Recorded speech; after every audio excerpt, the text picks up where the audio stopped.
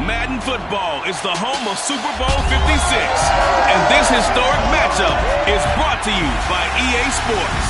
It's the Bengals and the Rams, and it comes your way next. It's the National Football League presented by EA Sports. Tonight it's all on the line. We play for the Lombardi Trophy, as it'll be the AFC champion Cincinnati Bengals taking on the NFC champions, the Los Angeles Rams. Brandon Gaudin joined by my good friend Charles Davis. And Charles, it was maybe the most unlikely Super Bowl run we've seen in a long time. What a story. The Bengals had not won a playoff game since January of 1991. 4-11-1 last year, 2-14 the season before that. Bottom line, though, here they are, the AFC champs. Hey, Brandon, this is one of the more remarkable turnarounds in NFL history in recent years. In fact, most of the guys on this team weren't even born the last time they won a playoff game. Although, not that long ago, they had a stretch where they were in the playoffs seemingly every year, but couldn't win a playoff game. Now they've gotten that done. They're back in the Super Bowl. And remember, 2 Super Bowl appearances in their history. Number 16 and 23. Unfortunately, both times they ran into Joe Montana and the San Francisco 49ers. Meanwhile, the LA Rams, they are back in the Super Bowl for the second time in 4 years. Remember, they lost Super Bowl 53 to the Patriots in Atlanta 13-3. But here they are trying to be the second team in 2 years after Tampa Bay last year to win the Super Bowl in their home stadium. And we go back to that Super Bowl loss to the Patriots. And remember, they were an offensive juggernaut at that time, but only put up 3 points in that game. And they have been a little bit of a tough team to pin down over the last few years. They've had their shares of ups and downs, especially on the offensive side of the ball. But they've always had that great defense, and they're looking to ride that crew to a Super Bowl crown. So out come the Rams now for their first possession.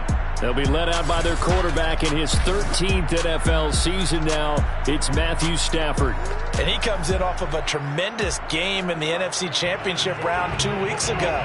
This has been a team all season long that's really taken their identity from their quarterback, and he's been very vocal in days leading up to this game that he believes that this is their time, and he's going to do all he can to will them to a Super Bowl win.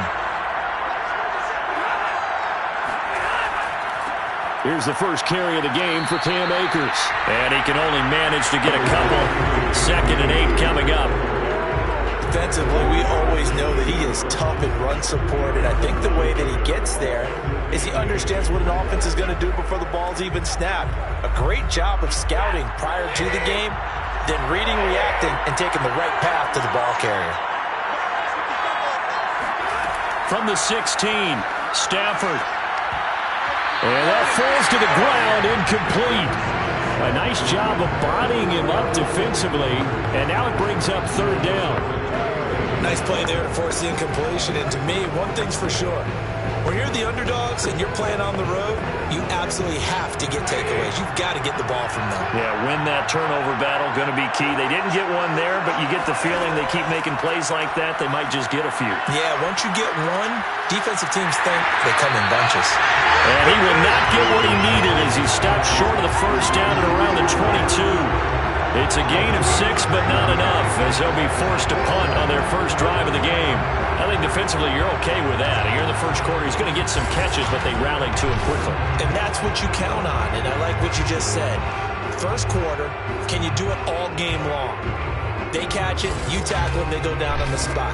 Because when you're able to do that and you don't give up big chunks of yardage after the catch, now you put the offense in a position where every series they have to work hard to pick up first downs, and you tend to stall them out when you do that.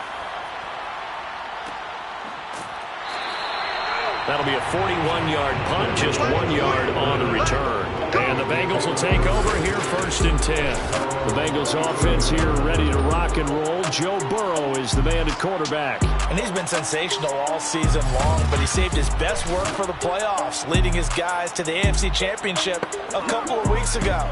And now he knows what lies ahead. He's going to need to play a near-perfect 4 quarters of football to get his guys to the finish line.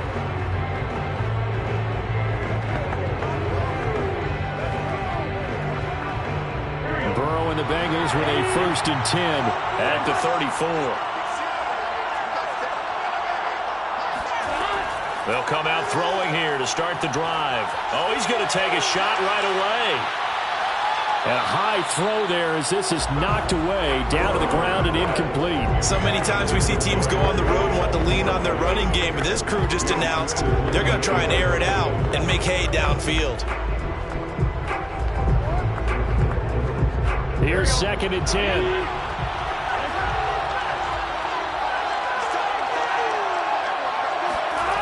Here's Burrow. And the Rams got him. They bring him down.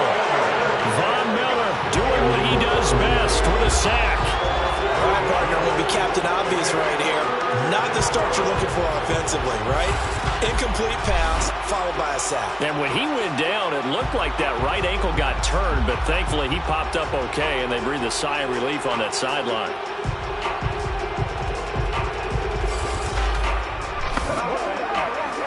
So that'll leave Burrow and the Bengals with a 3rd and long after that sack we just saw. He'll look to throw. And pressure coming, and they got him once again. Aaron Donald providing a little deja vu, back-to-back sacks, and now they're staring at a 4th and long. Now make that a 2nd sack here on their first drive out defensively, and not to get ahead of ourselves, but they're on pace for double-digit sacks at this point. Well, they're going to have to find a way to tamp that down, aren't they? So if you're the play caller, you're telling your quarterback maybe some screens, maybe some draws, hard count, use your voice inflection a little bit, anything to try and slow that pressure down. On 4th down, the punt team is on as this is sent away. 37 yards on the punt with no return. And the Rams will go on offense here with a 1st and 10.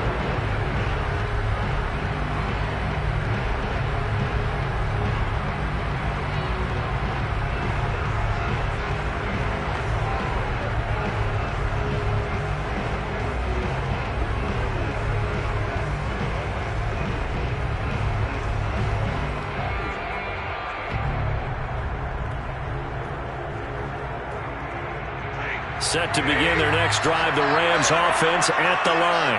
And the last drive, the first drive for them, not very good. 3 and out. What do they go to here? Well, you don't look down at your play sheet and say, this is what the problem is. And let's find out who my playmakers are. Get the ball in their hands, and maybe the offense will move a little bit better. Sometimes it's more important to get it to the right people rather than dialing up the right number. Exactly. Or the right play, yeah. That too.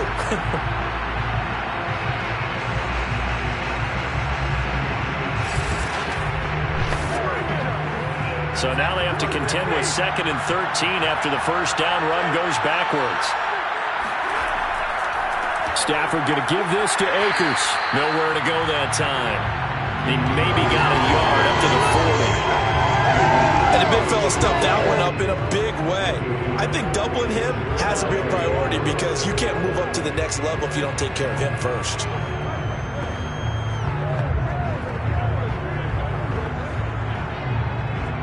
A nickel look now for the Bengals as they try to stop him here on 3rd down. Stafford going to give to Akers on the draw. And he won't be close to a first down as he runs into a wall right around the line of scrimmage. No gain there on the play, and that's going to leave him with a 4th down. Now, that's a mountain of a man that just made that stop, isn't it? But he's more than that. This guy's nimble and quick. More than a space eater, he just made a great play there.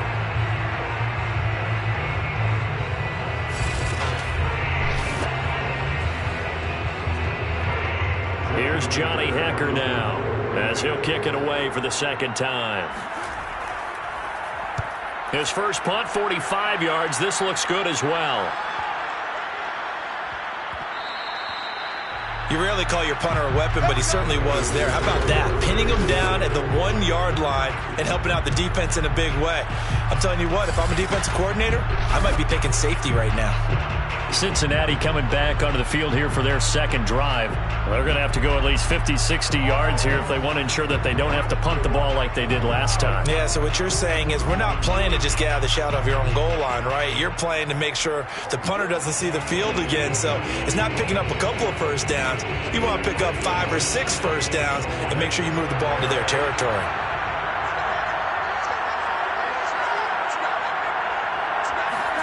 Throwing now, Burrow on first down. Throw right side into the hands of the tight end, Sample. Now after the completion, we're going to get a timeout, an injured player. Well, he gets attended to. We'll step aside.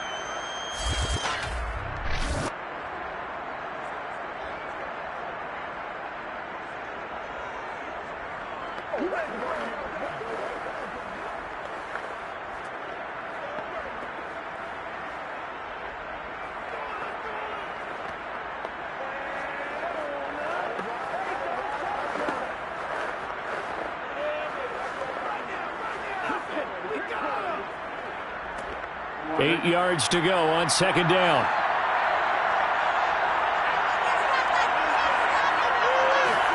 Now Burrow down around his goal line. That one taken in by T. Higgins. And they're going to get this all the way out past the 20. They were backed up to start the drive. How about that aggressiveness? Firing it downfield right away. Nice job there getting out towards what would have been their normal starting position.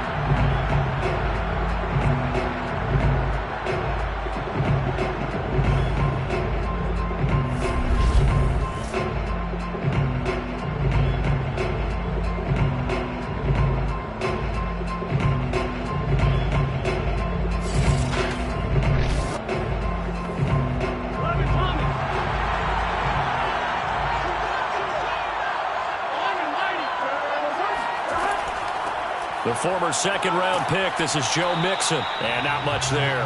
Maybe a yard up to the 24. I know the scouting report on him is that he doesn't possess the eye discipline to be an elite linebacker. What that means is his ability to read, react, and make a play. But on that one, he looked like one of those guys. The run only got a yard. Here's 2nd and 9. Out of the gun, it's Burrow. To Mixon on the check down. They'll wind up getting just a yard out of it. And all of a sudden here, it's 3rd down. That might feel like a little bit of a lost opportunity there for the offense because the defense brought pressure that time. And sometimes against that, you can get out to your running back, and it can turn into a big gain downfield. But what a nice job they did getting to him quickly and holding him to a short gain.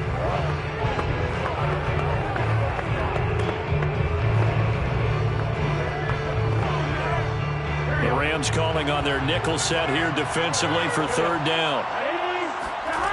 From the shotgun, it's Burrow. He's going to loft one deep left side here. And he's got it. What a catch on the sideline. And he will finally be taken out of bounds. A big play there for Cincinnati. Defender was right there in his shorts. Is that one of those situations as a DB where you just tip your cap and say, nice catch? Well, you're supposed to. But a true competitor, he's not tipping his cap at all. He's upset he still didn't make the play. If it's a 50-50 ball or a moment of truth, he's got to win more than his fair share of them as well. Probably especially angry because if it was incomplete, would have been 4th down. Exactly. Mixon with a 1st down carry. And he's going to get about 4 down inside the 10 to the 9. Well, they certainly had success throwing the ball on this drive, and not as much running it as we just saw once again on that last play. Stopped after a very short gain. But I wouldn't abandon the run totally because otherwise, pass rushers just tee off on your quarterback. Makes it very, very difficult for him in that situation. Following the pickup of 4, here's 2nd and 6. Burrow going to give this to Mixon. Bulldozes past him. And the Bengals are going to be set up with a 1st and goal. He couldn't quite reach the chalk, but they'll have it at the 1-yard line.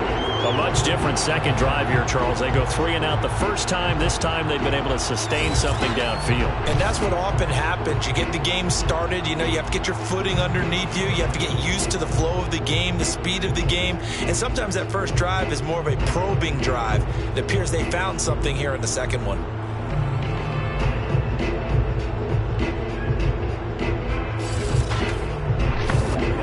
A chance for the first score of this Super Bowl. Here's 1st and goal.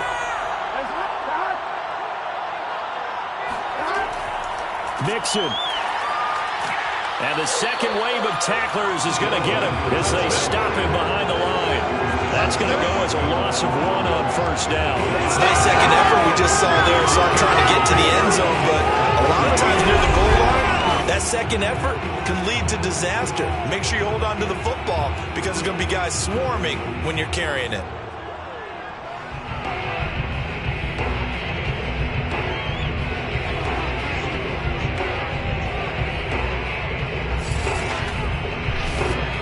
So they're backed up to the 3-yard line, 2nd and goal. Mixon trying to punch it in. And he is met in his tracks behind the line of scrimmage. It'll be a loss of a couple on the play, so now 3rd down coming up. That's a really alert defense there because they saw the heavy look come in from the offense, countered it with extra linebackers who brought a little bit of speed and heft, and able to really make a big-time play for their defense.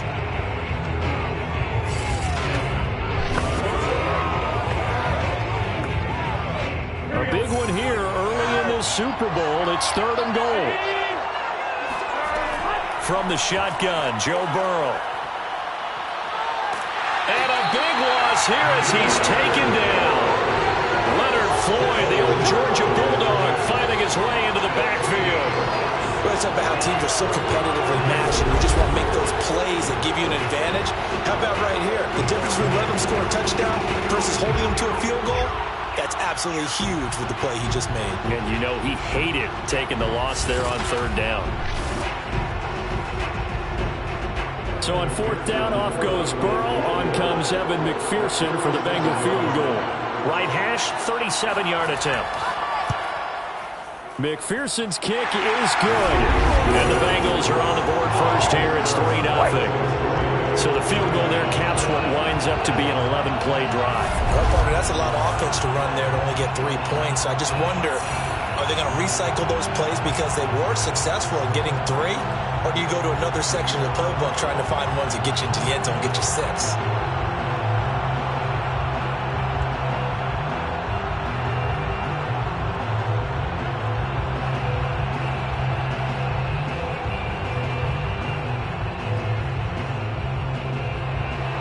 Here's McPherson now to send it away. On the return is Brandon Powell. And they'll be backed up to start this drive as he's taken down right around the 15. Now the Rams offense, they work their way back on the field. They trailed early on in this Super Bowl as they come up 1st and 10.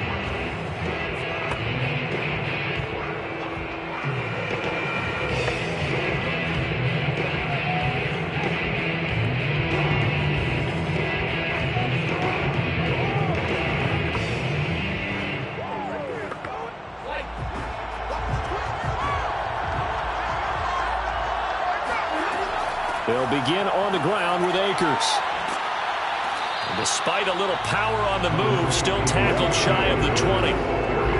3 yards on the pickup there, and it'll be 2nd down. Well, that's just a pile of bodies there, and that's when you kind of find out who's a tough guy, right? Who can stand up and make a play. It was only a 3-yard run, but for both sides, they had to walk away from that feeling like, okay, I can stand up when the going gets tough in here.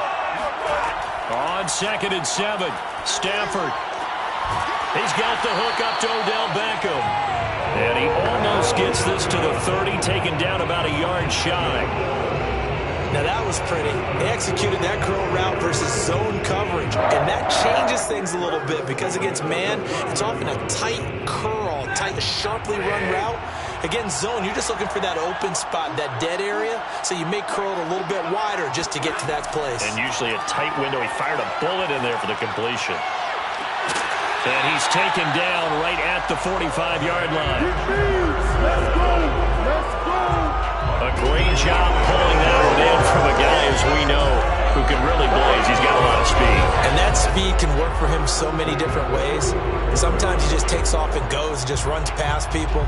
Sometimes you get people to back off so far that you can catch everything underneath. But still, at some point in the game, you're probably going to have to make some contested catches, right? Sometimes you have to go up and beat a defender for the football. He has that in his arsenal as well. Showed it right there.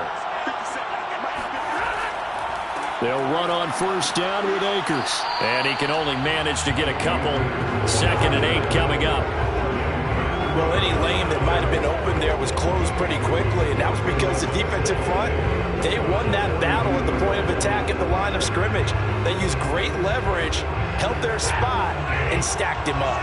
The last run good for 2. Here's 2nd and 8. To throw is Stafford. This ball tipped, and it's going to be incomplete. Fortunate maybe to get that back. It's 3rd down. So much of this game is about leverage. We always talk about low man wins in the trenches. Well, it's like that at just about every position. And sometimes, if you lose that leverage and you're losing the battle, just jump up at the line of scrimmage and try and bat the ball away. And that's exactly what happened there. Throwing on 3rd down, Stafford. And a throw there going to be incomplete. And what did we talk with them about prior to the game? Their ability to move the chains, pick up first downs. So far, 0 for 3 on 3rd down. If that continues, they'll have little chance of winning this one. So now they're going to send out the field goal unit to, as they say, fire away from long distance. This will be spotted just shy of midfield. A 59-yard attempt. Joe Burrow and the Bengals set to go back on offense. And maybe he's starting to wave the white flag a little bit. He's playing pretty well, but the pressure, it's got to him. Has to find a way to step around it, step through it, or just handle it. Because, as you mentioned, he's having a pretty good day overall. Just the hits keep coming and taking those sacks. That's not the way that they want to finish a ball game with their quarterback on the ground so much. He'd like to stay upright. When he's been upright, he's been pretty good. The Bengals drive about to get going. They've got a 3-0 lead and the football as they start 1st and 10. They're passing here, Joe Burrow. Throw left side, complete to Chase. And they'll get him down as he's inside the 40. Well, this is where reading defenses and practice time comes into play. You've got to know what you're running versus zone versus man and how to run the proper route. And they just executed that one pretty well. So here's a 1st and 10 at the 38. Burrow looking to pass. Out of his hands quickly to Higgins. And brought down, but not before they're inside the 25. That was a nicely run slant route, and what the receiver's trying to do is make the defender think he's going upfield for a deeper route, and then breaks it off, usually after about 3 to 4 steps, and cuts towards the middle of the field. And now what he's trying to do is use his body to keep the defender away from the football and give the quarterback a really nice target. Back-to-back good plays have him on the move on 1st down. A handoff to Mixon. He is taken down at the 21 after a short gain of 2. That's a real nice job there by the defensive front. They just engaged and held their ground. But how about the guy who made the play? We often talk about whether they take a good first step or not. Many times you just don't take any step. Just get your feet moving, get your body going, and then once he made the read, he was able to make the play. The last run got a couple. Here's 2nd and 8. Here's Burrow setting up to throw it. Under pressure, and he'll go down. Sacked back at the 31. Ashawn Robinson. Too much to handle that time. Gets the sack. Enough to start to have a good drive. Quite like a big loss on a sack, does it? No, now they're looking at a 3rd and long, and suddenly the momentum shifted to the other side of the football. And old Mo is a very, very fickle man.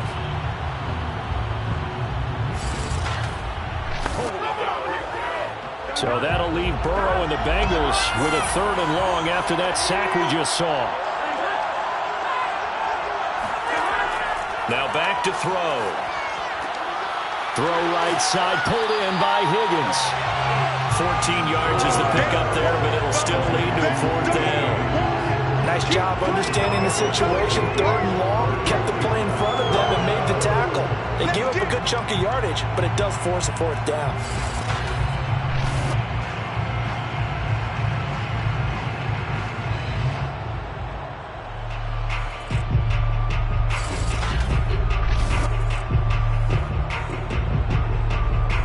So on 4th down, off goes Burrow. On comes Evan McPherson for the Bengal field goal.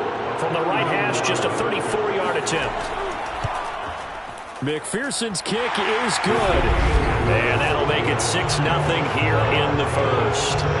So 2 first-quarter field goal attempts for him, and he's converted on both. I like the positive right there. 2 for 2. Got the points on the board.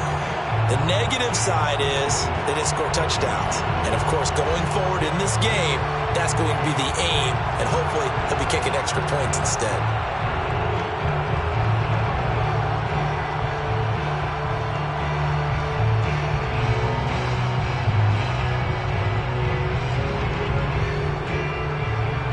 So a couple of field goals now. 6-0 our score as the kicks are away. This fielded right at the goal line. And he will make it to the 20-yard line and no further.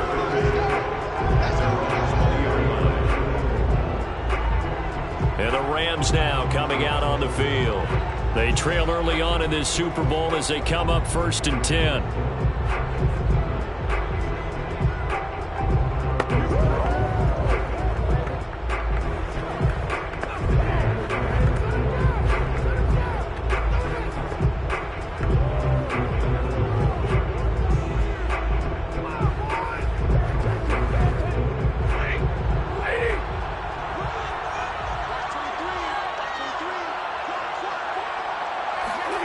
From the gun, here's Stafford. Caught left side, it's Beckham. A gain of 6 there on first. A 6-yard pickup brings up 2nd and 4 at the 27-yard line. 2nd down and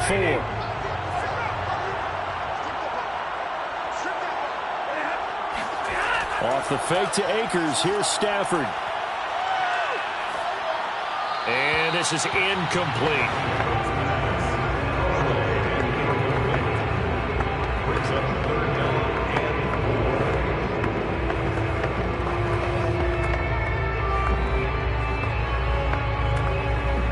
4. Now they face a 3rd down and 4 after that incompletion on 2nd down.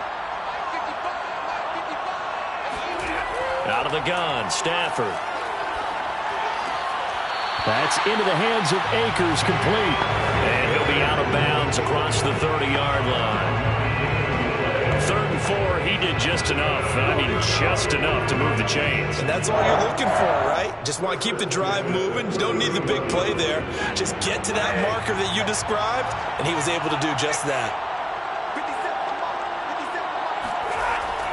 On 1st down, Akers. Give him 5 on the carry there, and it'll be 2nd down. That's a really nice, tough run inside, and they gained 5 yards on it. And to be frank about it, most offenses don't expect to get 5 yards on a play call like that. So when they do, they go back to their huddle with a little pep in their steps. They're starting to think that they're starting to dominate the line of scrimmage. 2nd down, they'll go with Akers again. And he's going to have a Rams 1st down as he'll get this up to about the 42. 6-0 our score after 1.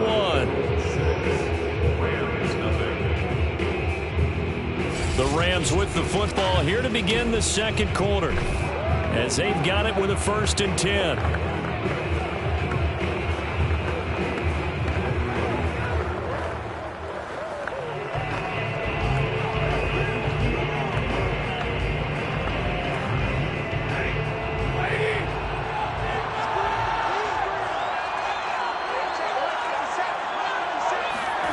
Here's Stafford.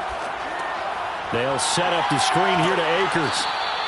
3 yards the gain there, 2nd down. Boy, that was certainly well read defensively. And the key to any screenplay is space to work. And there was none to be found there. And they tackle it for just a short gain.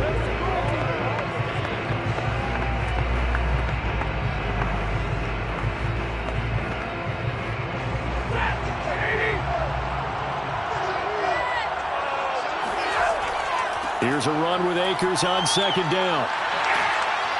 And they'll get him down as he's inside the 40.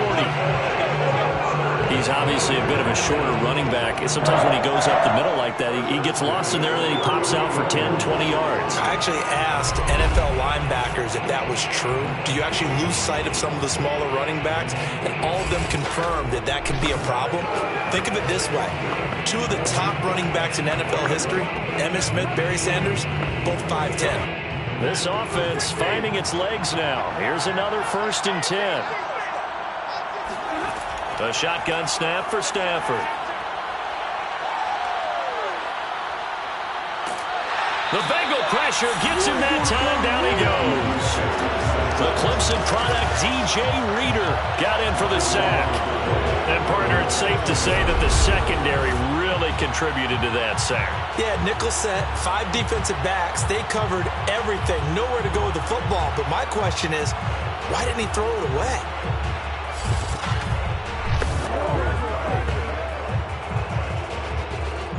Now then, after the sack, it'll be interesting to see what they have planned for 2nd and 23. Now Stafford. That's out to the flat for Akers. And the stop here will come at the 38-yard line. We can talk all we want about football being a game of strength and brawn. It's also a game of mismatches, and they're trying to create one there, getting it to their back out of the backfield to make a bigger play. As we often say, get it to him in space, let him use his leg. Yeah, if he can get a matchup against a linebacker or maybe a defensive end dropping out in a zone blitz, he's going to win that battle just about every time. That's complete to his running back, Jefferson. And he's going to be stopped here a few yards short of the first as the tackle is made at the 33. Just a 5-yard pickup, and it leads to 4th down. They didn't get the first down, but I have to say I do like the call. I like what they were trying to do. Try and hit your receiver on the run and see if he can pick it up. Keep it on his feet, get a little rack yardage. Yeah, but a nice job defensively to get to him and keep him short of the first. And for the 2nd time tonight, this field goal unit comes out here. From the left hash, it's an even 50-yard attempt. Gay's kick is good. And they are on the board, trailing now 6-3. So if you like field goals, you've come to the right spot. We've had 3 so far. Well, this is a football game, right? It is. You like that one, huh? You like where I went with that? How about that one? I like it. Okay, but hey, let's face it. In this game right now, both defenses have responded well. They're trying to hold the line on this. You just wonder if anyone can break through with a touchdown and put some pressure on their opposition.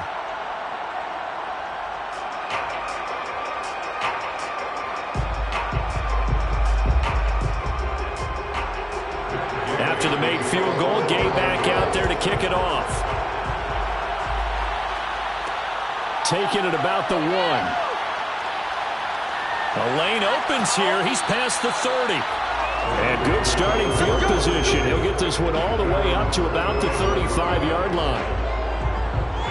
The Bengals offense now, they head back onto the field. Now they're about to come up on drive number 4, but so far just 2 field goals on drives 1 through 3. Wondering if the head coach has talked with his offensive coordinator and said, look, let's go ahead and press this a little bit.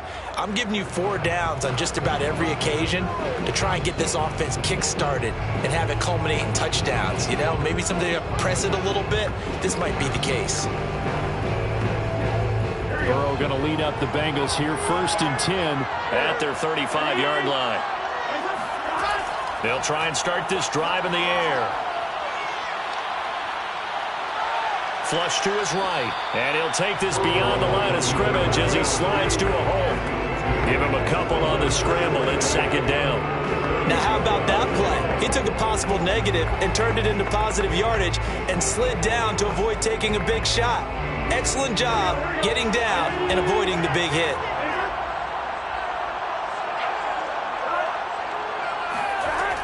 On 2nd down, here's Mixon. And shedding through the tackle. And he's dropped right at the 40. Gain of 3. The passing game's been working quite well so far, but the running game's been a little bit of a struggle. That's a surprise to me. Typically, when you can throw it, you've opened up lanes for your runners. Bengals on 3rd down. They've only converted once in 4 tries. This will be 3rd and 5. Burrow will throw. Dumps it off to Mixon. That's going to bring up 4th down. Only a gain of 2 there. always important as a defender on third down to keep the play in front of you and make sure you don't give up enough space that they can make a move on you in the open field. Try as he might, he wasn't able to get to the first down marker. Excellent defense, good tackling.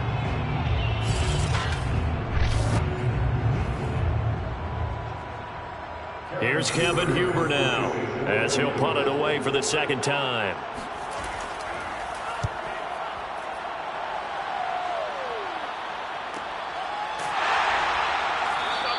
A 40-yard punt, no return. And the Rams will be backed up deep to begin the drive as they take over 1st and 10. Set to go again. Here's Cam Akers in the LA offense. He's been good. They've utilized him well, but they're losing here in the second quarter. What might they change offensively? I think that what you try and do is expand how you get the ball to him a little bit. Get him out in open space, maybe swing the ball to him. What's that they used to call it in the West Coast offense, the long handoff? Yeah. Serve as your running play that way, as well as continue to feed him the football. Some of these runs now may pop bigger later in the game because of the effects of running it. Sometimes people, after a while, they don't want to tackle him anymore, or they get tired, or they get out of position, or he runs through tackles. Continue to feed him the ball. He's having that kind of game. Yeah, might they get him the ball in some space in some different ways here. And what a nice example there of a tight end doing exactly what he needs to do. How about how he worked his way to the outside, made sure he secured the catch, and then anything after that, we count that as a bonus, and indeed, he gets enough for the first down. They'll run on first down. Akers sheds off the tackle, and they work this right upfield across the 45. 53 yards rushing for him now in the first half of this Super Bowl. Thought they were going to have him down a lot earlier, but he was able to shed that tackle. Shows the value of the weight room, doesn't it? Shows the value of the attitude when you run the football. Don't go down easily. Break a few tackles, gain some additional yardage.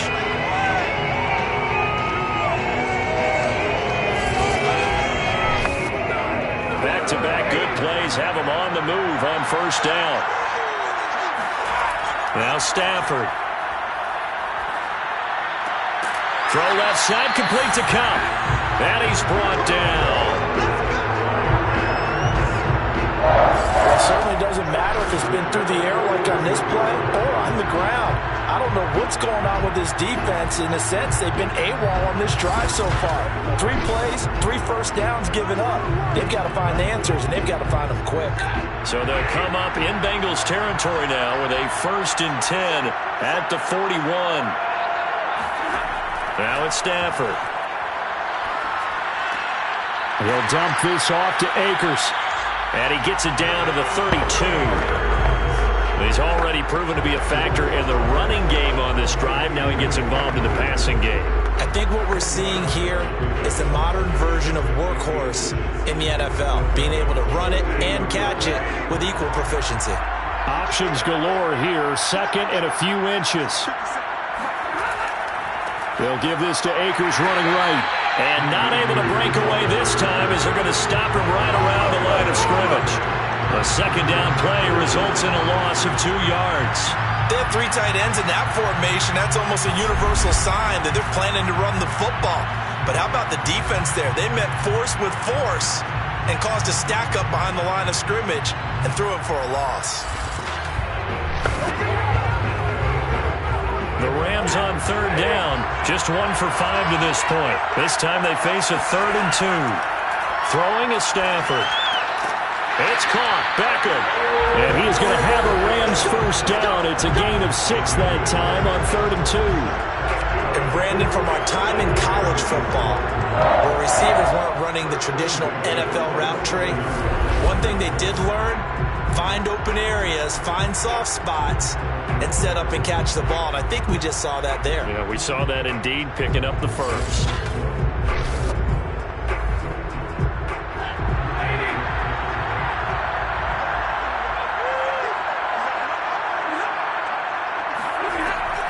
On first down, Akers. And he's going to be stacked up right at the line of scrimmage.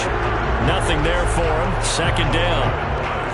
Ladies and gentlemen, that is a force of nature in the defensive tackle position. Yes, he's as big as they come, but still plenty agile. He's able to make a nice play there to swallow up the ball carrier. So after the run for no gain, here's 2nd and 10. Stafford now to throw. Open man right side is Kupp, complete. And he'll go out of bounds inside the 15-yard line. I think that's a big pickup for a first down because when you run a drag route against zone, you're sometimes asking for trouble because you might run into a defender. Yeah, well, there they ran into a first down, executed it to perfection. This will be the first red zone opportunity now for the Rams. It's 1st and 10 at the 14. They'll fake the give. Now Stafford. To the end zone, but it's incomplete. Quarterbacking 101. Never force the ball into double coverage, especially not this close to the goal line. The windows are so tight, you just don't want to force it in there because it could be tipped up and picked off. An incomplete pass on first down. That leads to a 2nd and 10. A give running right is Akers. And they'll go backwards here, losing yardage to the 14. It'll go as a loss of a yard, so now they deal with 3rd and 11. The short field shrinks even more with the type of bodies they brought in on that play. Those extra tight ends, they weren't able to secure their blocks, and that one ended up going backwards.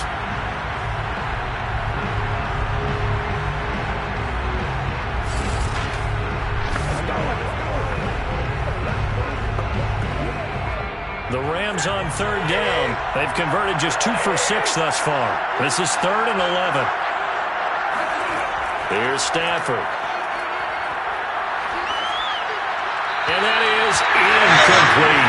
Another good drive, Charles, but it looks like another that might end in a field goal try. They've made some nice plays. They've given themselves opportunities, but as you noted, another field goal attempt coming up. And that's not how they want to end drives. They've got to figure out what's the final touch that they need to push it across the goal line. Yeah, still yet to find the end zone.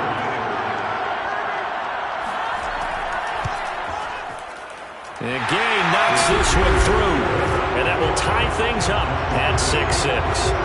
So they put together a good little drive there, but ultimately stalling out in the red zone. Yeah, I know a lot of people look at it as a little bit of a negative. They didn't get 6 points out of it, right? Didn't get the touchdown.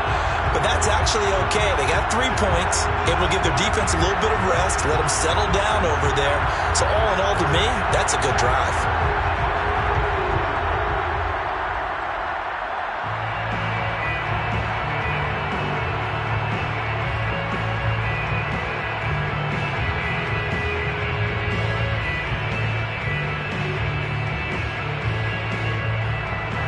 So back even at 6 apiece as the kick's away. From a yard or 2 deep, here comes a return.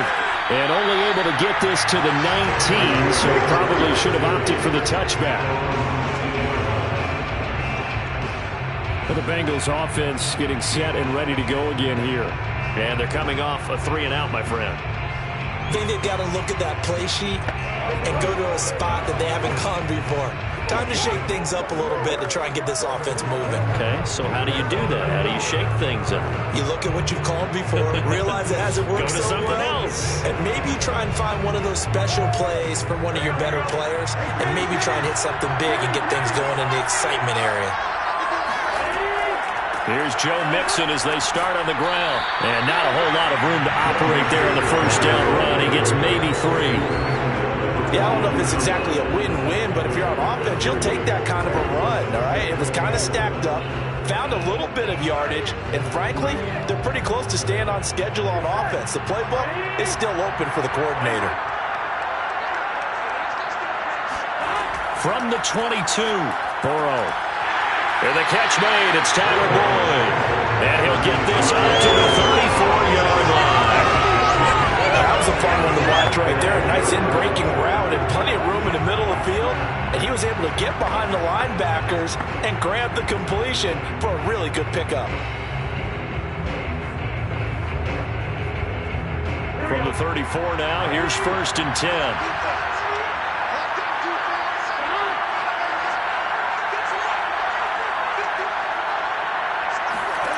From the shotgun, Joe Burrow. And his throw is incomplete. T. Higgins was the intended target. And now it's 2nd down. That pass just a little bit off. It looked like maybe he tried to force it in there. Game speed, always different no matter what you do in practice. You can't simulate it, right? So your decision-making, everything has to be a little bit quicker. Sometimes it can throw you off until you adjust.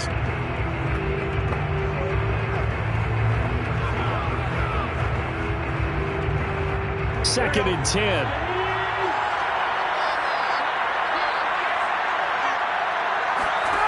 They're passing here. Joe Burrow.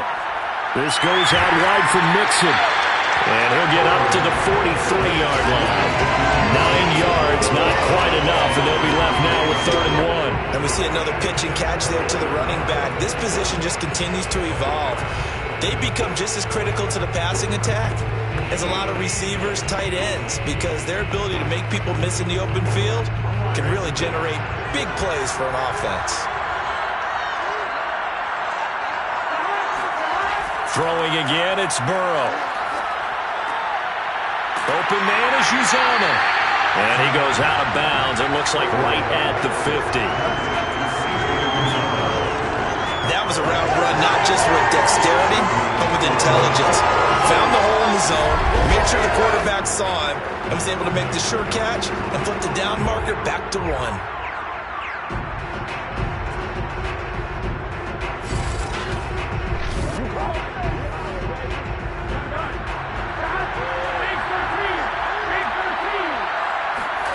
From midfield now, Burrow. That's caught by his tight end, Uzomah. 3 yards the gain there, 2nd down. Not a big window to throw. Coverage wasn't too bad there. Yeah, they had him under wraps pretty well, but somehow able to muscle his way open and catch the ball. 2nd and 7.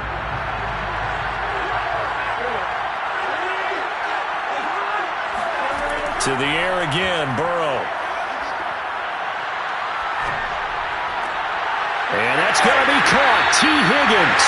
And this is going to be another 1st down as the tackle's going to be made at the Rams' 24-yard line. Well, that certainly has to feel good. It's not all the time that the play caller should get all the credit. Sometimes I think in the huddle, the quarterback just says, hey, who's going to make a play for me? I just need something right here. And the end result there, nice 1st down. Drive keeps moving.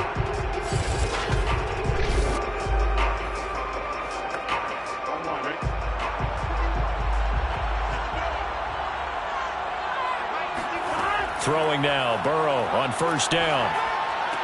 A giant hole up the middle, and he will be brought down at about the 6-yard line. And these two hooked up on a nice game to play before. And I always admire play callers that see a play that works and go right back to it, so they went right back to him. The reward, they're set up with 1st and goal.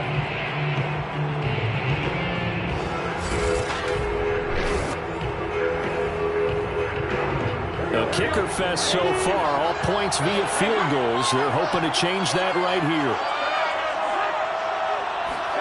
And they come with a jet sweep here as Burrow just taps that forward. And the reinforcements come in as they're going to stop him behind the line. This defense not fooled one bit on that touch pass. And this has become one of those kind of in-vogue plays, you know, kind of like the shuffle pass was a few years ago. This one never got off the ground, but you understand why a lot of teams are running it. These wide receivers, a lot of them, they run like running backs with the ball in their hands. 3 red zone trips have yielded just 2 field goals for them to this point, so they'll be searching for something more on 2nd and goal here. Burrow on play action.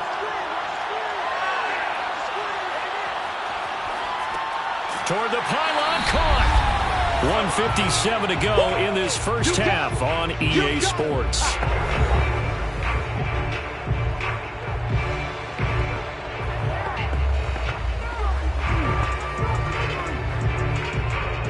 Third and goal, a big play in this Super Bowl.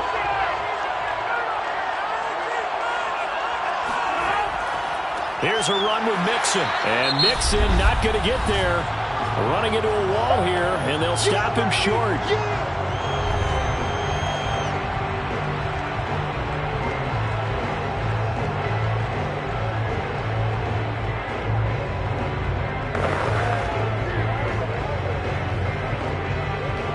Boy, a call like this, certainly tougher to make in a Super Bowl, but they'll go for it on 4th down. They'll try and throw for it with Burrow. That's to Chase. He's got it. Touchdown, Cincinnati. With a first touchdown of this Super Bowl and a long one at that. And the Bengals have taken the lead. There was no going through the progressions on that touchdown pass. Yeah, nor was it necessary. His receiver won that route early, presented himself. No reason to wait. Go ahead and put it on him and score a touchdown. Evan McPherson now for the PAT.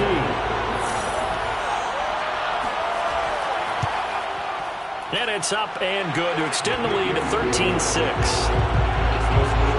That one in the books as a 12-play drive. And it ends with a Bengals score.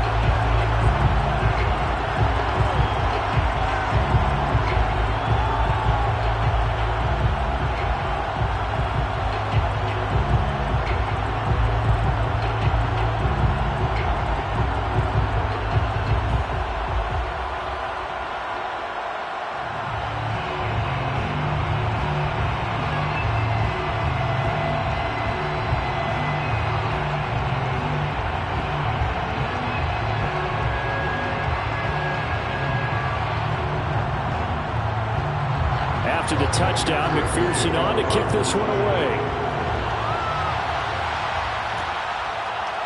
From the end zone, here comes Brandon Powell. And he returns this to the 22.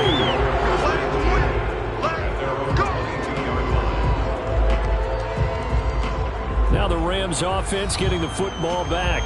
They're kind of searching for that magic elixir. You know, they're moving the football a little bit, but not with any great consistency. I love that term you just used, elixir, right? Old school. Old school. I love that because you don't want to put too much pressure on your defense as well, all right? If you're kicking field goals, that's great, but your defense has to keep going out there and holding the other team. You're not giving them any cushion to work with, and that gets tougher and tougher as the game goes along. Put the ball in the end zone and get sixes. That's the ambrosia that they're looking for. Ambrosia, I'm trying to erase this deficit. A throw left side to start out. That's complete. And the result here, a pickup of 8. Leaves them with 2 to go on second down. Well, it's time for them to be good teammates right here. What I mean by that is possess the ball for a little while. Get at least 2 first downs. Give their defense a chance to settle down a little bit after they give up a touchdown. Clock continuing to roll as the Rams try to get going again. Now a throw here to his running back. And they get him down, but not before he takes it across the 40-yard line. Another catch for him there on this drive, Brandon. And it looks like they're going to utilize him out of the backfield any way they can. And that time they pick up a first down. So now on defense, do you assign a man to him and try and cover it before he gets going? Now the Rams will signal for a timeout, their second, as they'll stop it with just over a minute to go before halftime.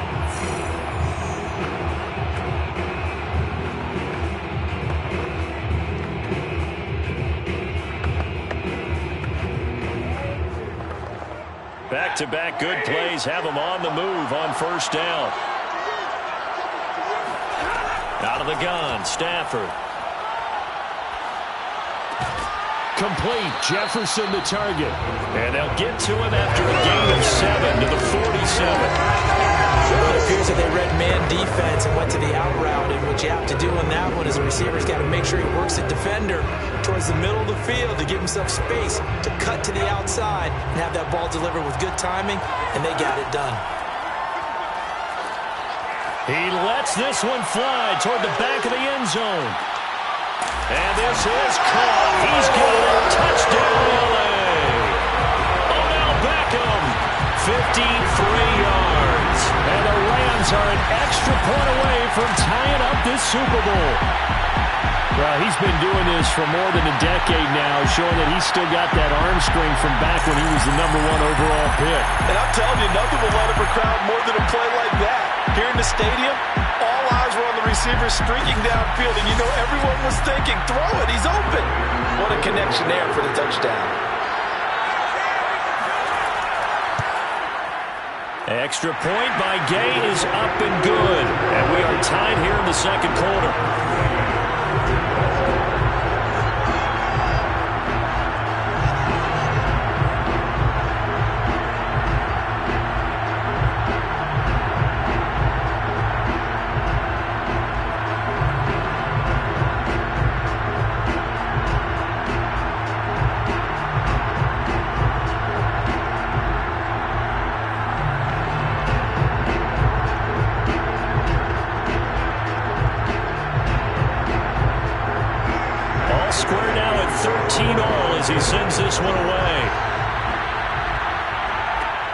taken at about the 1.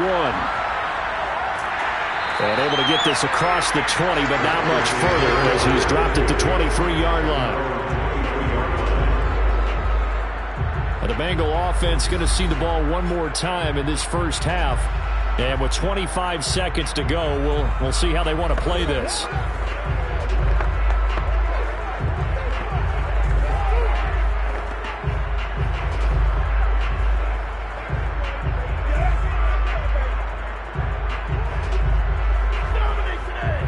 And just 25 seconds to go in the half now as they've got it 1st and 10. Burrow looking to pass. And the Rams got it. They bring him down. Leonard Floyd, his 2nd sack of the night.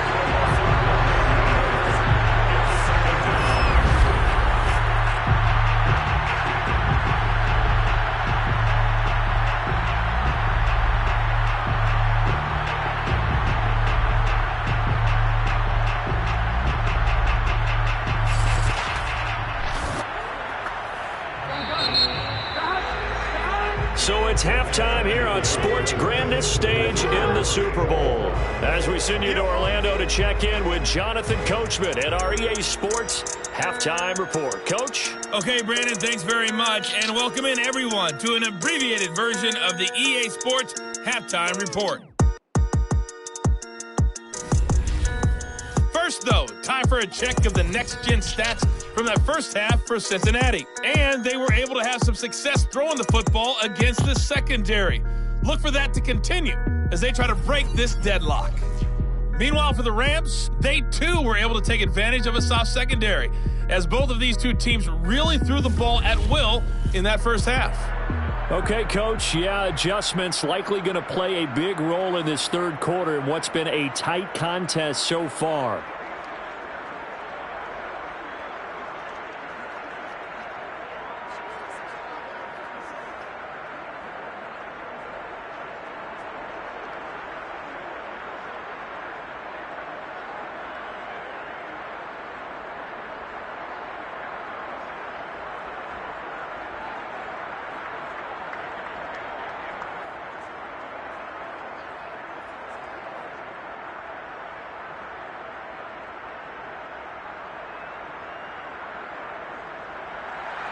These two teams sat through a longer than usual 30-minute wait, but we're back in action here in this Super Bowl.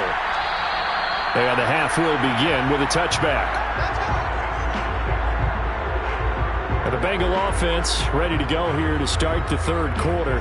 And through one half at least, this Super Bowl has been everything it was cracked up to be. All tied. What's your key for them, Charles, in the second half? Simplicity, partner, because in the Super Bowl, with the extra time at halftime, I think some staffs get caught up in trying to design too many things.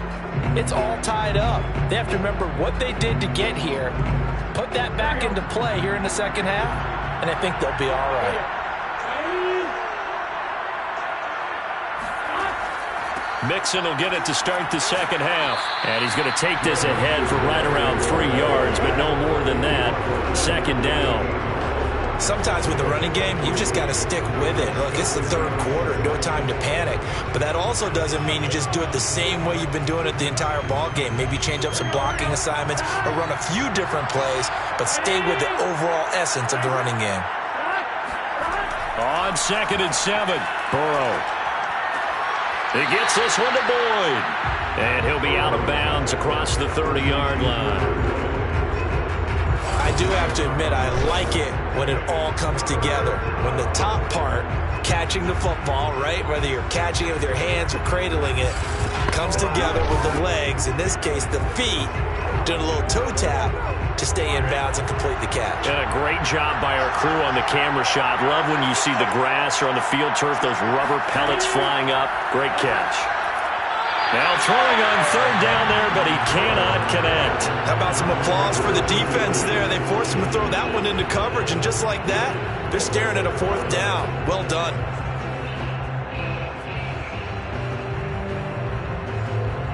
Here's Kevin Huber now, as he's on to punt for Cincinnati.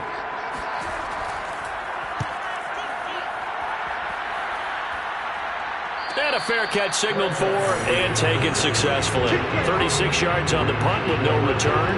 And possession will switch hands, 1st and 10. Here comes Matthew Stafford now to lead his offense back out there. And he had the touchdown on the last drive, also 4 for 4. Very, very effective. What does he need to do to translate that forward into this drive?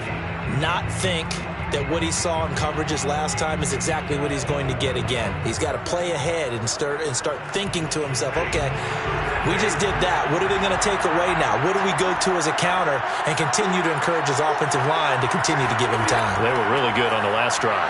Gets past one man. Logan Wilson that time there to bring him down. Brandon, 5 yards on that run. Let's get back to the huddle and make sure you're back. You spend time with your offensive line and give them credit. Hard to move those 300-plus pounders at the line of scrimmage, and they did for a significant chunk of yardage. From the 31, Stafford. He completes it to Beckham. And they'll get it up just short of the 45 at the 44. You can see the time and effort and thought that they put into their passing game because it was evident right there. It looks like a simple pitch and catch, but you and I both know that they have planned for this and worked hard to make it happen. On 1st down, it's Stafford. Looking sideline, incomplete. So, Charles, tie game here. What are your keys as we continue to play this second half? I know people think it's always trite when you say the same things over and over, but they're tried and true in the game of football. Who's going to block better? Who's going to tackle better? In this case, to me, it's turnovers. You've got to take care of the football in order to win the game. Back to the air. Stafford on 2nd down. And bringing it in right side here, Beckham. And he's got another 1st down as the tackle's going to be made at the Bengals' 42. Barney sold the go route really well. Thought he was going deep, then curled it back inside for a nice completion. DBs love when they pump the brakes, don't they? Yeah, that's really a whole lot of fun. It's almost like you said, listen, we're going to sell the go. Just go, and let's see who's faster.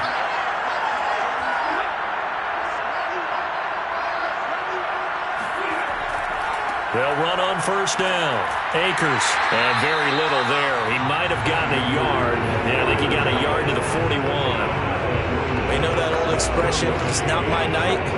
It hasn't been his so far. I don't know if the legs are a little bit heavy. Sometimes having to hang out all day and play doesn't exactly play to your advantage, but it's been a tough go for him. Every time he looks up, somebody's there defensively. That was the same case on that play. On 2nd and 9, Stafford. And this thing is blown up defensively. They will not get a throw-off on the trick play, and that'll go down as a sack. A few things better than a big man interception. You can always tell right when they get the football, there's that level of excitement and nervousness, and also like, what the heck do I do with this thing? And you say, no better sight? Well, not for the quarterback to just throw it. It's bad enough to throw a pick, but to throw one to the big guy? But you're right about that. Now what do I do with it? But what's fun about it is you know they're going to be in the film room after this ball game telling all their teammates, maybe I should shift over to offense. I've got skills. What do you think? Oh, absolutely. I always find myself cheering for them after they intercept it. Unfortunately here, he couldn't make it into the end zone. Off the play fake, here's Burrow. Toward the left sideline, but it's incomplete. And now following the incomplete pass, we'll get a timeout here for an injured player. While the training staff takes a peek, we'll take a break.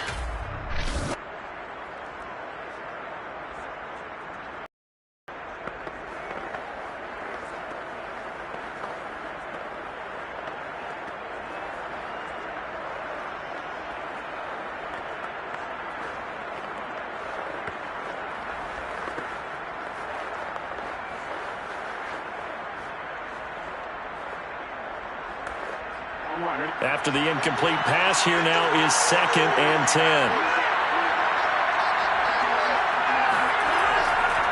Here's a give to Mixon. And this has been a recurring theme tonight for sure. Nowhere to run. Back to the line of scrimmage, that's all. No gain on that one as it brings up a 3rd and 10. Now, they struggled to get him rolling on the ground in the first half, and that's sort of continuing here in the third quarter. Yeah, but I don't think it's time to abandon the running game. I would say keep feeding the horse, and I believe he'll eventually reward them, especially as we get deeper in the game. He'll find his running back, Joe Mixon, and they'll get him down as he's inside the 40.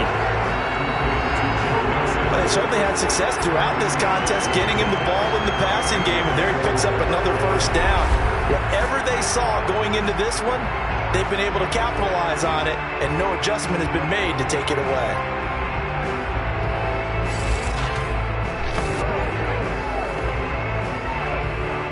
So here's a 1st and 10 at the 38. Now it's Burrow. Throw right side, pulled in by Higgins. And they're able to get this one past the 30 to the 25-yard line. But one of the ways that quarterbacks keep all the receivers alive in a play, never lock in on any one guy. Make sure you keep your eyes moving, scan the field. And here he finds the open guy for a nice pickup.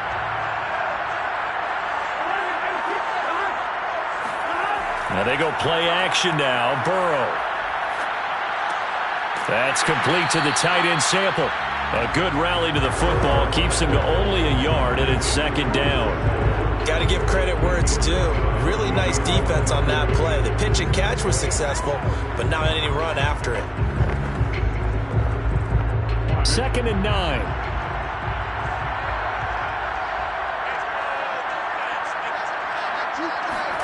Again, it's Burrow. He gets this in the hands of Mixon. And down inside the 15, shy of the 10. One of my old teammates called me the other day when he was watching the game. He said, man, trying to watch an NFL game and trying to account for their passing game, that's difficult. And just when you think you get everything covered, here comes a back out of the backfield. And in this case, he picks up a first down.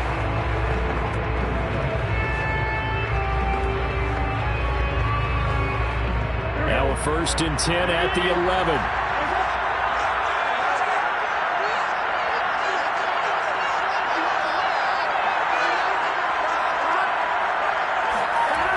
Oh, they'll try a jet sweep here with Higgins. And they go the wrong way on this one.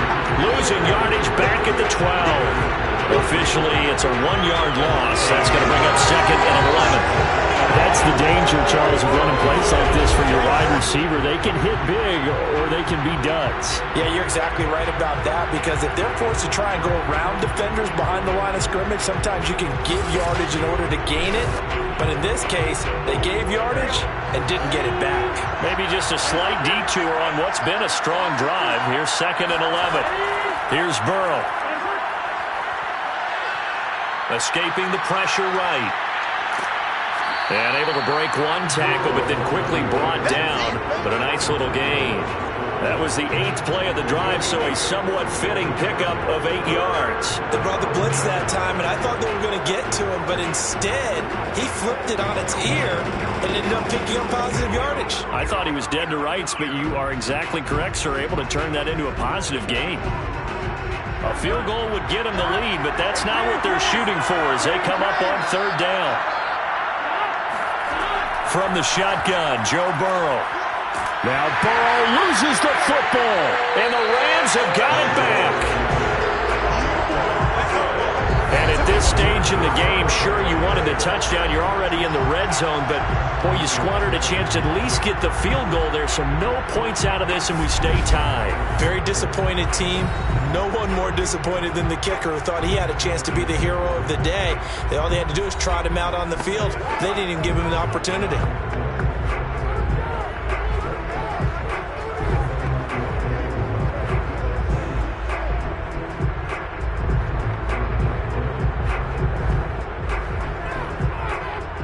So from inside the 20, here's 1st and 10 at the 18.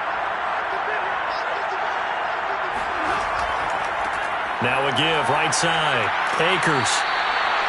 Credited with a 1-yard gain there to make it 2nd and 9. When we talk about defenders, specifically linebackers, keeping their eyes in the right spot, he had that eye down the entire time. And you know that's not easily done because they throw a lot of misdirection at you. They try and fool you and get your eyes in the wrong place. But you're right about that one. He correctly figured that one out and made a really nice play. Meanwhile, Stafford's throw complete there to Beckham. And he'll be marked down at the 26 with a gain of 7. He decided to run a hitch route. It really helps to have a guy that can turn it loose. And, boy, he rifled one in there on that one. Not much run after catch, but it worked really well.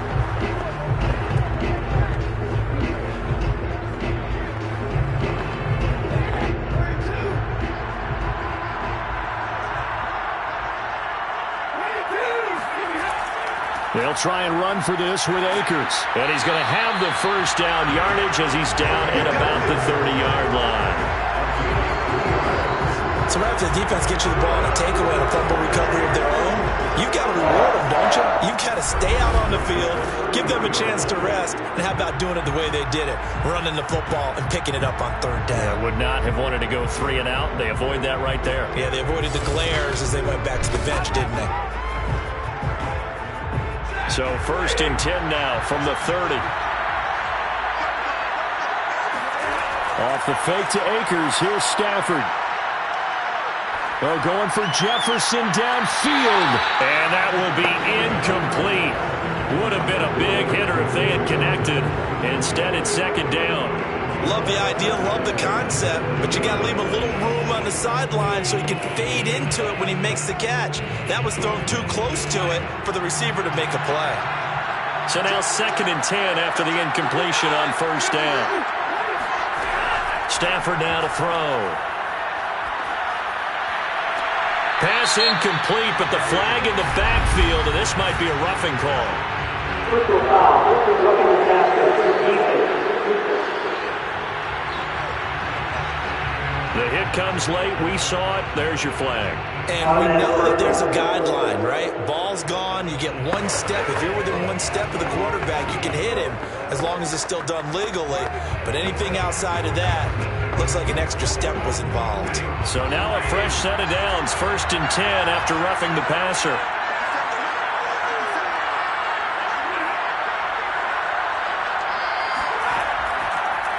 Stafford going to give this to Akers. And no room that time, getting it to about the 46. It's Logan Wilson there to bring him down. Well, sometimes you just have to give credit to the defense. Great job there at the point of attack, holding up. They won their battles at the line of scrimmage, left him no space to try and run. A really nice job swarming to the ball carrier. On 2nd and 9, Stafford. That's out to the flat for Akers. And he's got another first down as the tackle's going to be made at the Bengals' 45-yard line. He's having a big game through the air, and sometimes those smart decisions just dump it off. That's how you continue to have big games through the air. I agree totally. That's a great analogy, a great way to put it, because he doesn't get too greedy where everything has to be pushed downfield, trying to create big plays that aren't there. You dump it off and take that nice gain, and things add up, and now you have the kind of game he's having. Stafford's throw, it's complete into the hands of Higbee. And he takes it down deep into enemy territory. A big play there for L.A. The thing that hurt on that play, the missed tackle, that allowed the extra yardage. It's a matchup game in the NFL. You get the guy that you want isolated, have him miss a tackle, and off you go.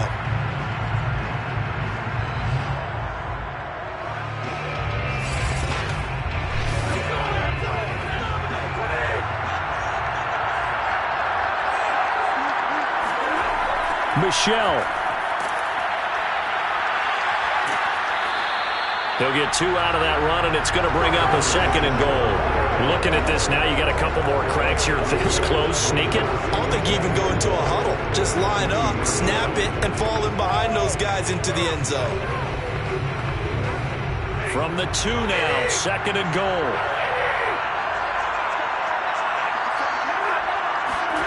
Now a play fake it at Stafford. Under pressure, down he goes. Sacked at the 10. The coverage good, the pressure good, leads to the sack, and it's 3rd and goal now. When you're this close to the goal line, you got to expect pressure from the defense, so the ball's got to come out fast. Got to get out of his hands quicker.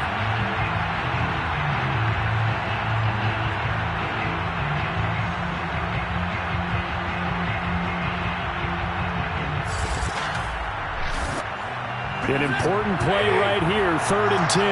And I would expect pressure here. Now Stafford on 3rd and goal. And that is incomplete. That'll bring up 4th down as his Cincy defense stands up on 3rd. Great defense there on 3rd and goal. They took away everything. Forced him to fire that one to the sideline where no one could get it.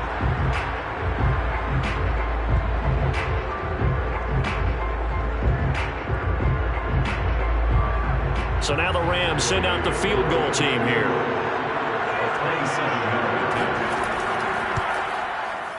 Gay's kick is good. And they have regained the lead. That's his 3rd field goal now in the ball game, and they needed his leg. This last one gives him the lead. It's been a back and forth kind of a game, hasn't it? Now you got to tell your defense, guys, need you to make this stand up because we got the momentum going in the right direction, but we need you to make sure we carry it home.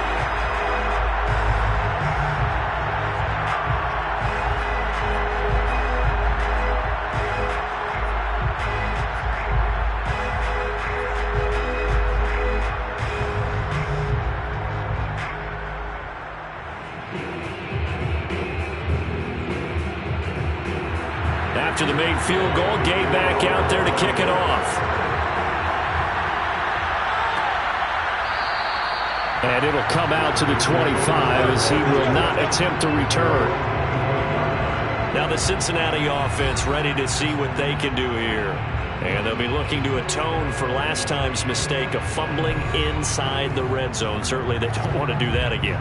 And so much emphasis placed on red zone offense. I mean, you have periods devoted in practice just for that because everyone knows how vital it is to put points on the board when you've entered that part of the field. And to come away with nothing, that's difficult for a team to handle. And difficult, and now we'll see if they can make it less difficult on themselves on this drive.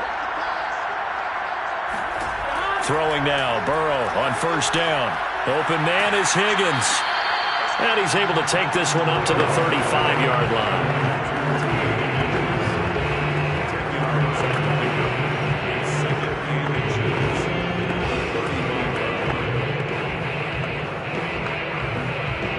A good gain on 1st. Has him set up with 2nd and just a couple of inches now from the 29. Out of the shotgun, they run with Mixon. Mixon hit, and the ball is out. And now the Rams have got it, going the other way. And his guys are going to get the football at the 37-yard line.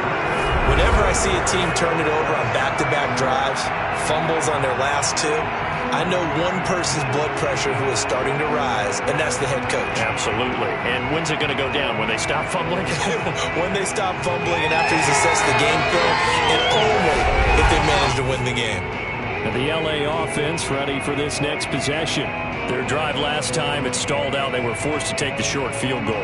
And the key phrase, you nailed it, forced to, because you know coaches look at these short field goals as a last resort, right? To them, that's not how drives are supposed to end. You're supposed to put 6 on the board. That's a consolation prize. Like going to the county fair, you don't get the big stuffed animal on that one. And now before the ball changes hands, they're going to take a look at this just to make sure that they have it right. Now the question, was the knee in fact down before this ball comes loose? And is the video convincing enough to overturn it? A lot of factors here. Remember, you also need clear possession of the football afterwards. This is a tough one to overturn.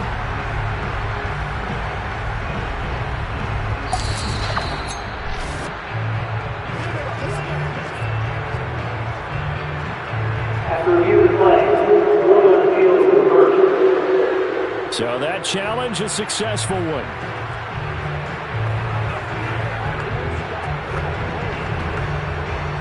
The Bengals drive about to get going. And last time they coughed it up, led to a field goal. They're fortunate that it only led to a field goal, but still, they're not happy about it. And the Rams got it. They bring him down. Sean Robinson able to drop him that time for his 2nd sack of the evening. How about that, partner? His 2nd sack of the game, and that puts him in some pretty good company. 17 guys have had 2 sacks in the previous 52 Super Bowls, but only 3 have had the record number of 3 sacks in this game. And we've got the list here. If he gets another one and everyone behaves nicely, we might just list those out for him. Pass protection has been a problem all night long as they come up facing 2nd and a bundle. Another try after the first down sack. Burrow. And I think that one might have been intercepted, but he will be ruled out of bounds. So this will go only as incomplete. Well, as we get ready for third down, let's go back and recap here. The sack on the first play of this drive, that threw a wrench in what they were trying to accomplish because they were compelled to throw the ball on second down. A running play was not in the works. And that incompletion set up another passing down here on third and long. Now on third and long, they'll look to throw. He'll drop this one down to mix it. And he'll get it up near the 35, right at the 34 here. That's going to bring up fourth down, only a gain of 2 there. How about that strategy there, Brandon? Third down, they just said, we've got faith in our tacklers. We'll give you the short stuff, and just decided to protect the sticks. So every time I hear fans telling me tackling's not a part of the game anymore, plays like that, I can clip and save and show them you have to tackle well if you want to be a good defense. Here's Kevin Huber now as the drive goes backwards, so he's on to punt it away.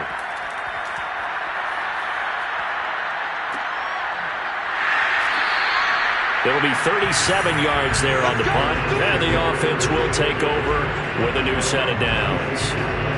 The football going back to the Rams now. And last time they got 3 points, but it was a chip shot field goal. And when you go to the sideline after a chip shot field goal, maybe the offense not too happy. It's a balancing act, isn't it? Because you're exactly right. They're none too pleased that they didn't punch it in for 6 points. But they also have to remember they did put points on the board. 3 points is 3 points. And in this league, you take points when you can get them. Not easily done.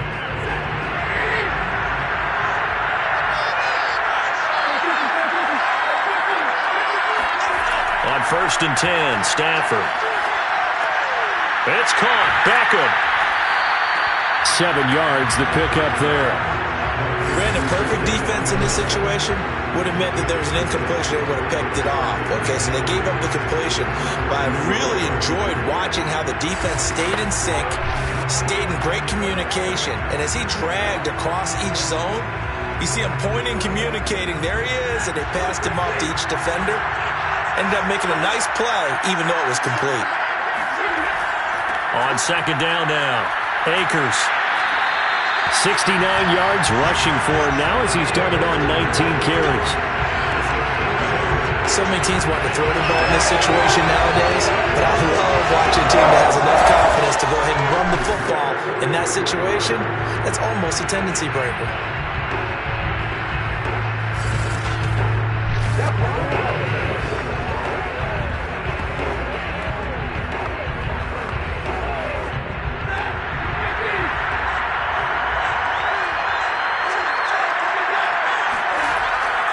On first down, they'll stay with Akers on the ground. 2 yards on the carry there. It'll be second down. Well done to sniff that out defensively. He had it diagnosed pretty quickly.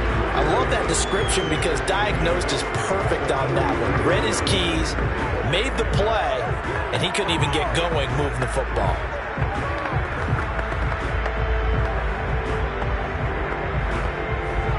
Second down and 8.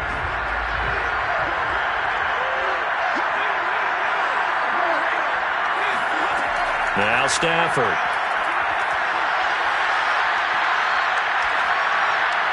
Looking right sideline, but it's incomplete. Not only did he have a chance to scan the field there, it felt like he had a chance to scan it twice. The protection was that good. Unfortunate for him, the coverage downfield, equally good. Trying to get one more in here before the quarter breaks. Throwing on third down, Stafford. And that one knocked away and incomplete. Nice job defensively on what will be the final play of the third quarter. 1 quarter remains here in the Super Bowl. We'll return with more after this break. You're watching the NFL on EA Sports.